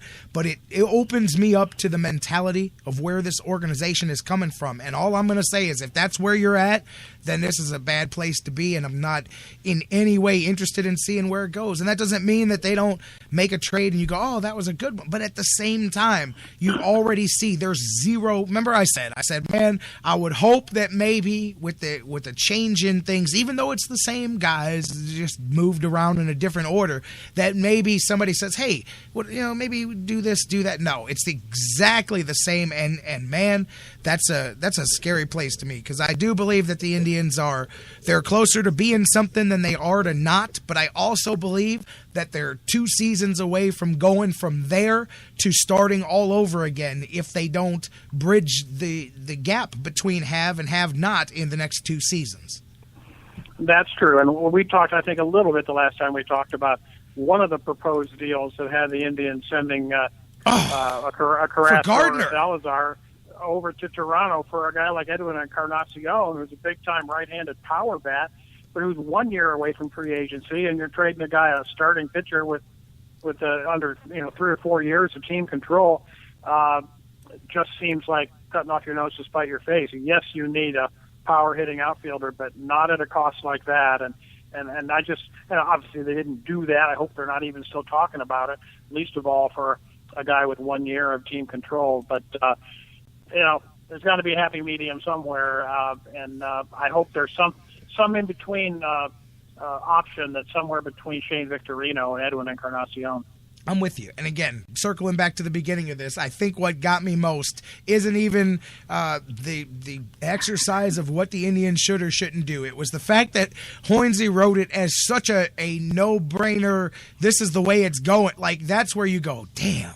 Really? I mean, that's where we're at, man. Like, we're not even maybe. We're not even saying maybe they're going at. We're going, this is where the organization's coming from. And that just really opened my eyes to, wow, Mike Brandenberry is right. Because Mike's been telling me for months, he goes, Jerry, you've got a rude awakening coming this offseason because I can already see us in March sitting there doing the exact same thing we did last year and going, wow, they brought back 95% of the same team, and they're going to sell you that this time it's going to be different because they're going to win more games in April and they're going to start the season better. And I laugh at him and I go, yeah, that's just you being a negative Nelly. And he's a realist, and I am afraid that may be come March here where we're sitting at. I hope it's not true, but he's been telling me that since August, man.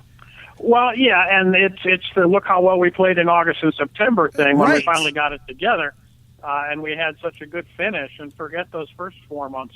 But I'm hopeful that you're right and Mike's wrong, but like you, I'm starting to believe that they're going to try to sell us on Lonnie Chisenhall as an everyday starting right fielder. And, who knows? Lonnie Chisenhall is a guy who got better last year, and we are very impatient here in Cleveland, and we sometimes tend to get rid of guys that don't perform to our expectations in the first year or two that they're here, and we get rid and they go on somewhere else and become productive major leaguers. But maybe Lonnie starting to come around last year, maybe, if we hope for the best. Last year we were saying, well, our whole season depended on, Swisher and Bourne, giving us better production, but also, guys like Kipnis and guys, like Chisenhall having and Gomes, having breakout seasons for you. The only guy that could reasonably be said to have done that was Kipnis, who really did rebound nicely from his previous down year. But certainly Jan Gomes didn't give you the breakout year that we were hoping for from him. Nothing more need be said about either Swisher or Bourne because they bailed on them fairly early. But I'll tell you. Anyway, I just hope it's not the same old song and dance, and I hope they do make some moves. But I want it to be at the same time they need to preserve the strength of the roster, which is the starting pitching staff. Yeah, I agree, and I'll say something that won't make some people happy, but if you're already and you've already got them, so if you're banking on somebody with a good strong comeback season or whatever, you've already got them on your roster, and I actually do. This is the guy that I think is going to help the Indians this year, and it's Chris Johnson. I do think that as a DH, he may be able to help the Indians a bit. I liked the mini run that we saw from him. Obviously, he's going to strike out some, but I think that he can still put the bat to the ball, and I do think that he is going to contribute offensively. Maybe I'm wrong, but that's my kind of that's my guy that I'm looking to see how he comes into spring training. But I do believe that there's a season. Now, maybe he has a good run until July, and then you find somebody to take him off your hands, and you're able to make a trade and get that last year of the salary off your payroll, maybe. But I think he has a decent year this year if he's able to stay healthy, and I would be interested in seeing if he can help. But we don't need to go sign another one. We've already got one. We've already got a high-played, older player looking for a comeback season. We've already got one. No reason to go get anybody else. I'm with you on that, George. Much rather see Chris Johnson playing for this team than Shane Victorino. Absolutely. Like I said, we've already got that one. Dan Wismar, my friend, it has been a good conversation here, catching up on a whole lot of things, and it'll be a week before you and I do this again here. We won't be here Wednesday. We'll be back on Friday, but you and I will do the thing again on Monday. So we'll have a week of Browns here to talk about. The next 2 games, actually, because they play tonight, a little bit different, and we'll watch how everything shakes out. Yeah, that sounds good. Let me just leave you with one thing. Leave me with whatever you want. A 13-4 start. We're about 20% into the 82-game schedule for the Cavs, and that translates to about 64, 65 wins. Brother! If you project out that 13-4 start out over the course of the year. So we'll take that, won't we? I didn't know you wanted to talk about the Cavs. I was like, hey, we'll be facing the 82-0 Golden State Warriors probably in the final. They may be undefeated on Christmas when these teams meet. We may be the first team to knock them. I was telling somebody, I said, wouldn't that be ironic? But how about the Warriors? They are just annihilating the league over on their end. But don't sleep on what the Cavs have done. I mentioned it at the beginning of the show, Dan. I like that the attitude. I like the fact that nobody's happy about being 13-4, and nobody's satisfied with the way they're playing, because they're doing pretty well with 2/5 of their starting lineup still having yet to even get on the floor and practice, let alone play with them. To me, I mean, and the fact that they could be having some fun there, they could be smiling and posing and having some regular season fun. There is none of that. I remember read over the weekend, was it Terry Pluto, I think, had the article about how they've got, no, it was Chris Haynes, about how the attitude in general, all the way to the way the guys are dressing coming into the building. There's a lot less casual look. There's a lot more of Tristan said, hey, man, I took my suit game up to another level, because if you walk in and project success, it starts the mentality. They're not coming out and posing before the game. They're kind of going right to the center circle and getting ready to start the game. All of those kind of things I think are good, because you're doing it now when it's the fun part of the season. I think they're taking things a lot more seriously, and that to me all bodes well for where this is going. Oh, I totally agree. It's all business, in other words, and and they're not happy. After a loss, they're very self-critical. Even when they win, they're self-critical. You got to love that. But back to the Warriors for just a second. I read an amazing stat the other day that the Warriors were, I think this was after 17, maybe 18 wins.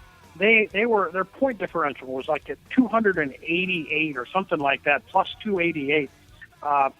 And that was compared to last year's Houston Rockets team, which was 56-26. And I mean, they were that good. They were a 56-win team. They had a smaller positive point differential for the entire season than the Warriors have already in 18 ball games. That was an amazing thing. And after LeBron called them the healthiest NBA team he's ever seen, kind of as I can't believe how lucky they are to stay healthy.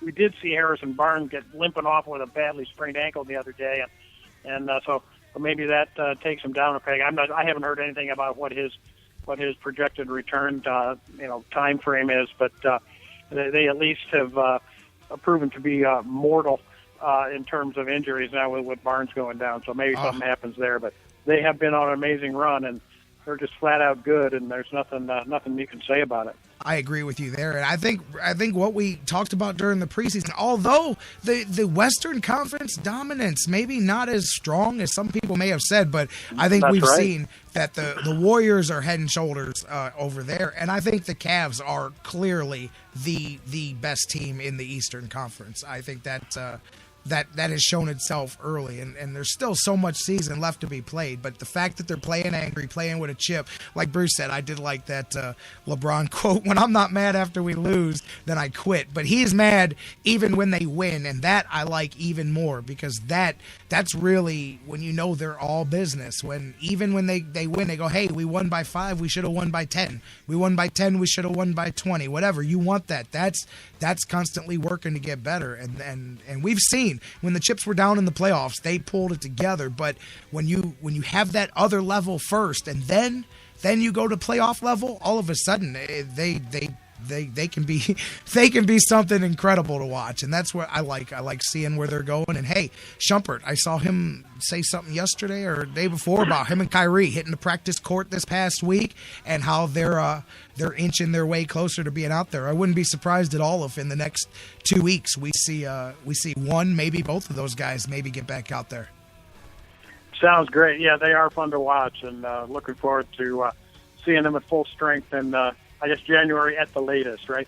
Yeah, absolutely. Yeah, both. No reason to rush those guys at all, and they've done a good job holding down the fort. But man, it's fun to project where things may go with them, and they're so deep that I think the craziest thing is going, man, what do they do with the rotation when those two guys come back? Because there's barely enough minutes as it is, and now we're going to add 2 starters to the mix, which means it's going to really get thin. I see Anderson getting squeezed out. I could see Anderson Varejao really becoming even more of a part-time player than he's ever been. And I think that we've seen he's had some problems physically getting back to where he used to be. I saw some talk about him having trouble on the defensive end laterally, even though he's still all hustle. He's just missing the explosiveness out of the legs. But, minutes are going to have to come from somewhere because there's going to be 2 starters coming back in the rotation. Bruce says December 7th is what the Cavs are talking about here for Kyrie Irving. That would be interesting, although I think it may be a little more closer towards the middle of the month, but that would be nice either way. Absolutely, yeah. And Varejao, you're not going to snag many minutes from him. He's only getting about 4 or 5. Right. A game. But yeah, you're so right about that. And if you've ever known anybody that suffered the Achilles injury, it's not a 1-year proposition to get back to 100%. It's really closer to 2. And I think that may be what happens, and whether his NBA career ends in the meantime, that may happen. But I've had some good friends that I've been active with in racquetball and sports like that tore the Achilles, and they say, well, it's a year till you get back. Bottom line, it's a year till you get back playing. It's another year before you're 100%. So I wouldn't be surprised to see Varejao really not be the Varejao of old really all through this season. Yeah, the luxury the Cavs have will be he can work on that all season long and be ready to help out a little bit in the playoffs. Bruce, my man, 78 days until spring training. That would sound a hell of a lot more interesting if we didn't just talk about Shane Victorino for 15 minutes, because that is a nice number. We're under 80 days till spring training. Before you know it, they'll be trotting out pitchers and catchers, my friend.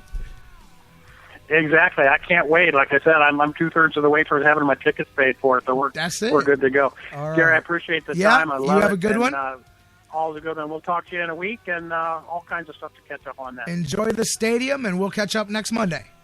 Thank you, sir. Good night. You got it. My man, Dan Wismar. Long, extended conversation. Thanks to Dan for joining us. You guys can always check out his work at the Cleveland Fan and EverybodyHatesCleveland.com. We're going to take a break and come back. We'll talk a little more about those Cavaliers and their compatriots at the Q, the Lake Erie Monsters. They're rolling to start the season. Talk some CSU Vikings. Anton Grady. He's no longer a Viking, but he is still a Viking for life, and he had a very scary night the other night. We'll talk about all of that. Hey, phones are open. 216-539-7535. 216-539-7535. Final segment of the Sports Fix coming up next.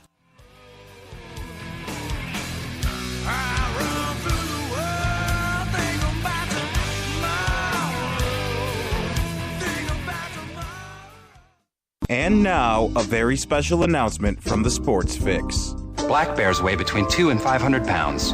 Brown bears weigh between 300 and over 1,000 pounds.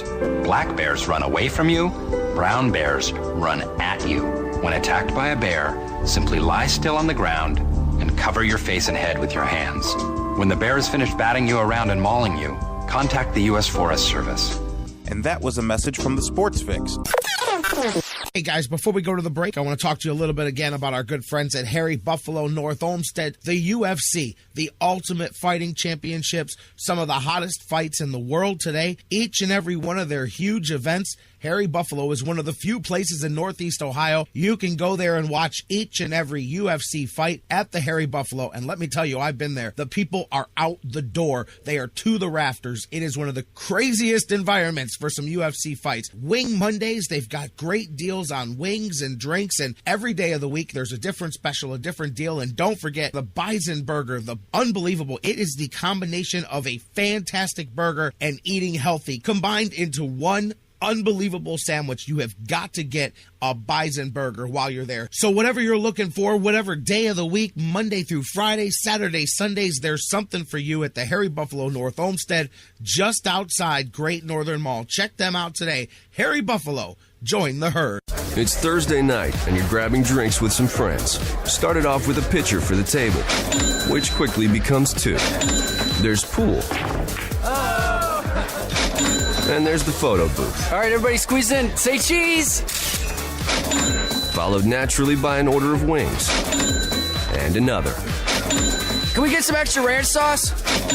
Then there's the ceremonial nightcap. So what are we doing this weekend? And lastly, it's back to the car, which, if you're buzzed,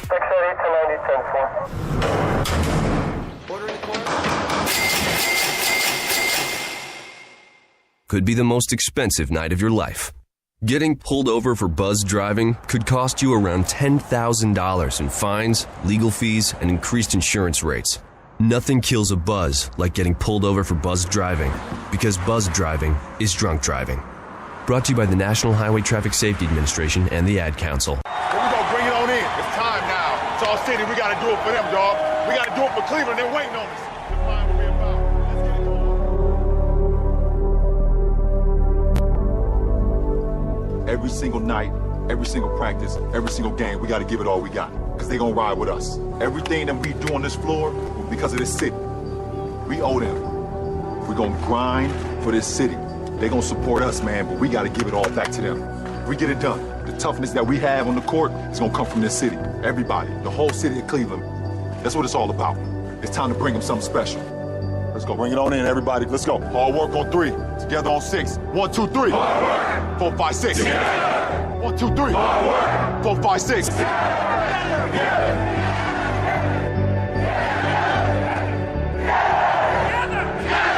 It's all us. Cleveland on 3. 1, 2, 3. Portions of the Sports Fix brought to you by Harry Buffalo. Harry Buffalo, join the herd. Hey everybody, this is Jerry the King Lawler from WWE, and you're listening to the Sports Fix. This is the Sports Fix. What is your name? I'm the dude. So that's what you call me, you know? That or his dudeness or duder or, El Duderino if you're not into the whole brevity thing. Dude, what do you want? Well, it's this rug I have. It really tied the room together. We are not a show to be swept under the rug. We are a show to be heard. It's the Sports Fix.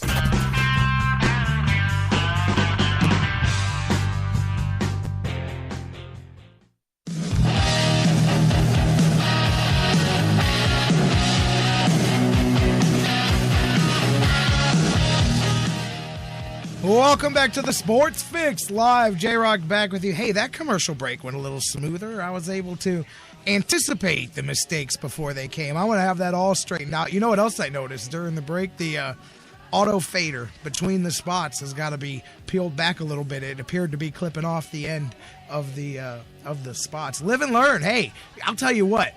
After all the changes that we made, for only to have those couple of glitches to fix, I'm with it. I'll fix those up this week. When we get back here on Friday, we'll be rocking and rolling. But hey, what a good first broadcast from the new studios of the Sports Fix. Thanks to you guys for tuning in and for still being with us. And of course, thanks to Dan Wismar from Everybody Hates Cleveland for joining us here.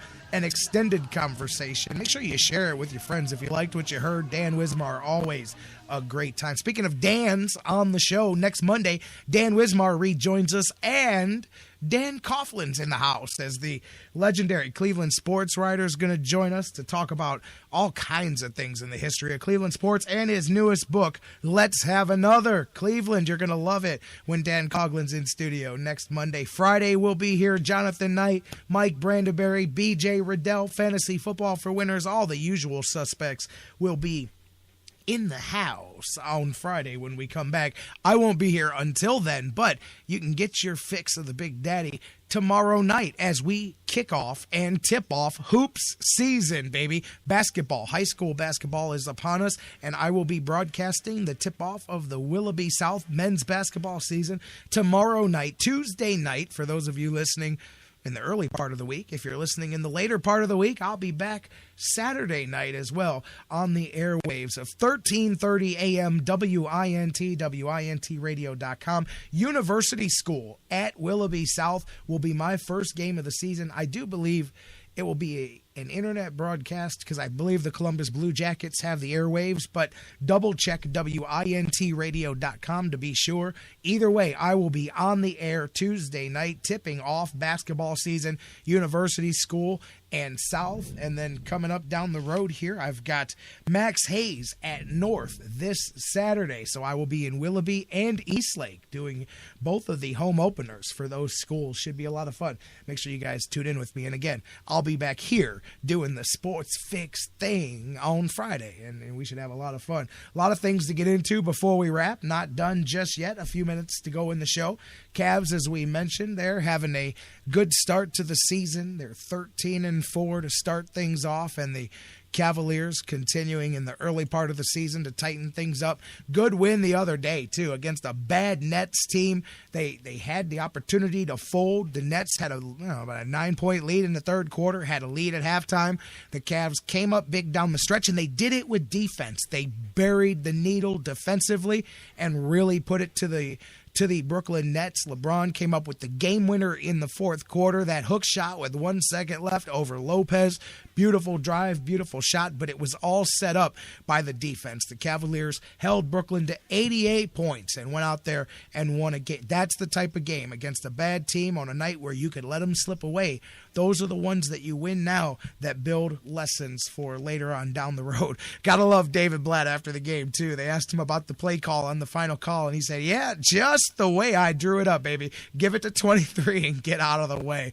LeBron said it was the first time he's ever in his career hit a game winner, high school, obviously not college, high school in the pros, with a hook shot for the game winner as he came down and hit that nice little baby hook there in the lane to get the victory. Cavaliers go to 13-4, 9-0 at home, and 4-4 on the road, as clearly they are dominant at home. Kevin Love had a good game the other night. He had 26 and a double-double and didn't even play in the fourth quarter of that one, as down the stretch, the Cavs had that defensive unit out there, and LeBron, I'll tell you now, keep an eye on that unit, and especially you can probably add Shumpert's name to the mix when it gets down to playoff time. But he was LeBron talking about the grouping that was on the floor at the end of things. It was Deli, it was JR, it was Tristan, it was LeBron. It was the defensive-minded part of the squad out there. That's why Kevin Love wasn't out there. That's why Mo Williams wasn't out there.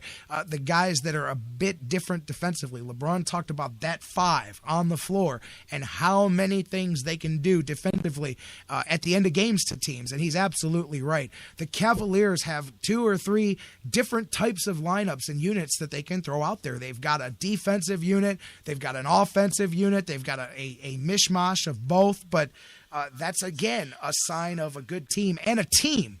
An unselfish team. Guys don't get mad when they're not in. Kevin Love doesn't throw a fit that he doesn't play last year. They kept making a point of that. But there were times down the stretch that Kevin Love's defense would have been a deficiency to the Cavaliers, and he understood that. Maybe he didn't, but he does now. They all do. And to me, that's a team. That's a winning proposition, is when guys don't care if they're on the floor, who's on the floor, when they're on the floor, as long as when they're on the floor, they contribute. And at the end of the day, it all adds up to a victory for the squad as a whole. And that's what the Cavs are made up of, or at least what they have all now convinced themselves of, which is what you want. You want a group of guys who convince themselves that what's best for everybody is also what's best for them as players. And that's what you're seeing here with this Cavaliers squad throughout the early part of the season. And they're continuing to grow through it. That's, I think, my favorite part, is that this is far from a finished product. They've got a lot of work to do. And of course, as we mentioned, Kyrie and Shumpert coming back into the mix is going to be a huge thing too. And it's going to be a challenge, talking about what I'm just talking about now, with the ability to keep things together, have a team and have a unit, and every man for all for one for all, that kind of thing. To have that, it'll be really tested when you get Kyrie and you get Shumpert back, and those two are mixed in here as well, and you've got even more guys fighting for the same playing time. That'll be a real test of all of that there, and it'll be very interesting to check that out as those things start to come down. Either way, you got to like the way the Cavaliers have played throughout the first part of the season. Still a lot to go. Good to see, by the way, Mozgov back in there too, as he came back a little bit early after he missed 3 games. There was talk that he may be out for 2 weeks, but he missed a couple of games there and got back in there. By the way, for those of you wondering, the Cavaliers' best home start since 2008-2009. They started that season 23-0 at home. Cavaliers have started this season 9-0 thus far. They've got the Pistons looking to continue that and go 10-0 at home. They've got Washington. I'm sorry. It was the Nets that have the Pistons coming up. They've got Washington coming to the queue here and a chance to go 10-0 at home tomorrow night. That should be a good, fun matchup as well. I like that Washington squad. They've got some good young ballers over there, and I like what they've been building over for the Washington Wizards. So we'll talk some more about the Cavs on Friday, the week that was for them.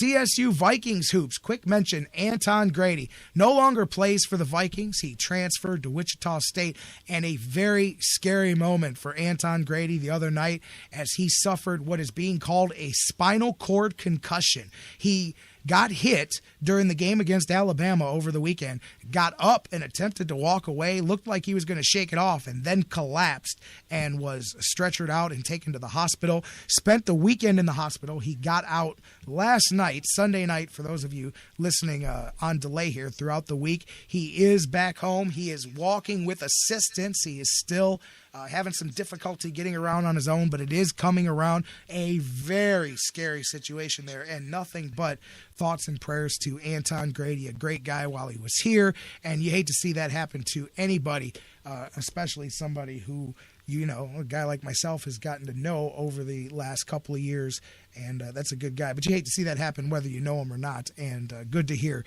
that Anton Grady is predicted to make a full recovery. Who knows where things go on the basketball side of things, but as a person, you hate to see anything like that happen to anybody, and good to see him beginning the process of building his way back from that tough. And then the video was scary. If you guys saw it, the video was definitely frightening on that deal there. Lake Erie Monsters gotta continue. They've been rolling, even though they dropped one in overtime the other day to the Grand Rapids Griffins. Monsters continuing to be up near the top of the standings as throughout the early part of the season. Their points converted of the available points was, I believe, 77%, which had them in a virtual tie for first place as the Monsters continue a strong start to the season. Looking forward to getting Tony Brown back on with us soon. Monsters have a double shot at the Q with the Iowa Wild coming up Thursday and Friday this week. So we'll talk a little bit about that more later on in the week as things roll on. Guys, we're already up against it. It has been one heck of a show as we got started, got back into action here, and it was definitely interesting. The last few weeks have stunk with all the technical difficulties, and I was so glad to be able to get back out here as we are now and have things at least beginning to sound competent again. I thank you guys once again for the patience throughout the last couple of weeks as we had difficulties with the show and getting things back together. I appreciate you guys and your patience throughout all of that, and now we're rocking and rolling again and looking to continue that. We'll be back in here on Friday. As I mentioned before, we've got Jonathan Knight, the sports writer extraordinaire, Mike Brandenburg, Strawberry from DidTheTribeWinLastNight.com. We've got my man BJ Riddell, Fantasy Football for Winners, and each and every one of you. So tell somebody else to tune in. If this was your first time listening and you liked what you heard, thank you for joining us. Send it to a friend and tell them to tune in and get their fix as well. And we'll see you back here. Same bat time, same bat channel, live at noon, baby, across the Sports Fix Radio Network. We love you, Cleveland and beyond, wherever you're at. Have a kick-ass week. Enjoy the Cleveland Cavaliers action. Of course, Monday Night Football. Do your best to enjoy that tonight. Monsters and all the college hoops action going on. And we'll be back here Friday, wrapping up the week with you right here live on the Sports Fix. Some of the greats here. Midwest best, this is MGK's here. Shouts out to St. Clair, Uptown, yes, y'all. Heading to the flats, get it popping up with step flaws. Old State Monster, this the home of King James. We are not the empire, but this is where the kings play. Cleveland, let's go. We rep our city. Blue lights separate the ground from the gritty. Red sick fitted, hood pass cover any city that we visit. Winnie up from Cleveland. Survivals are must on these streets. We hustle, don't sleep. Out here in Cleveland, Cleveland, Cleveland. Okay, now here we go.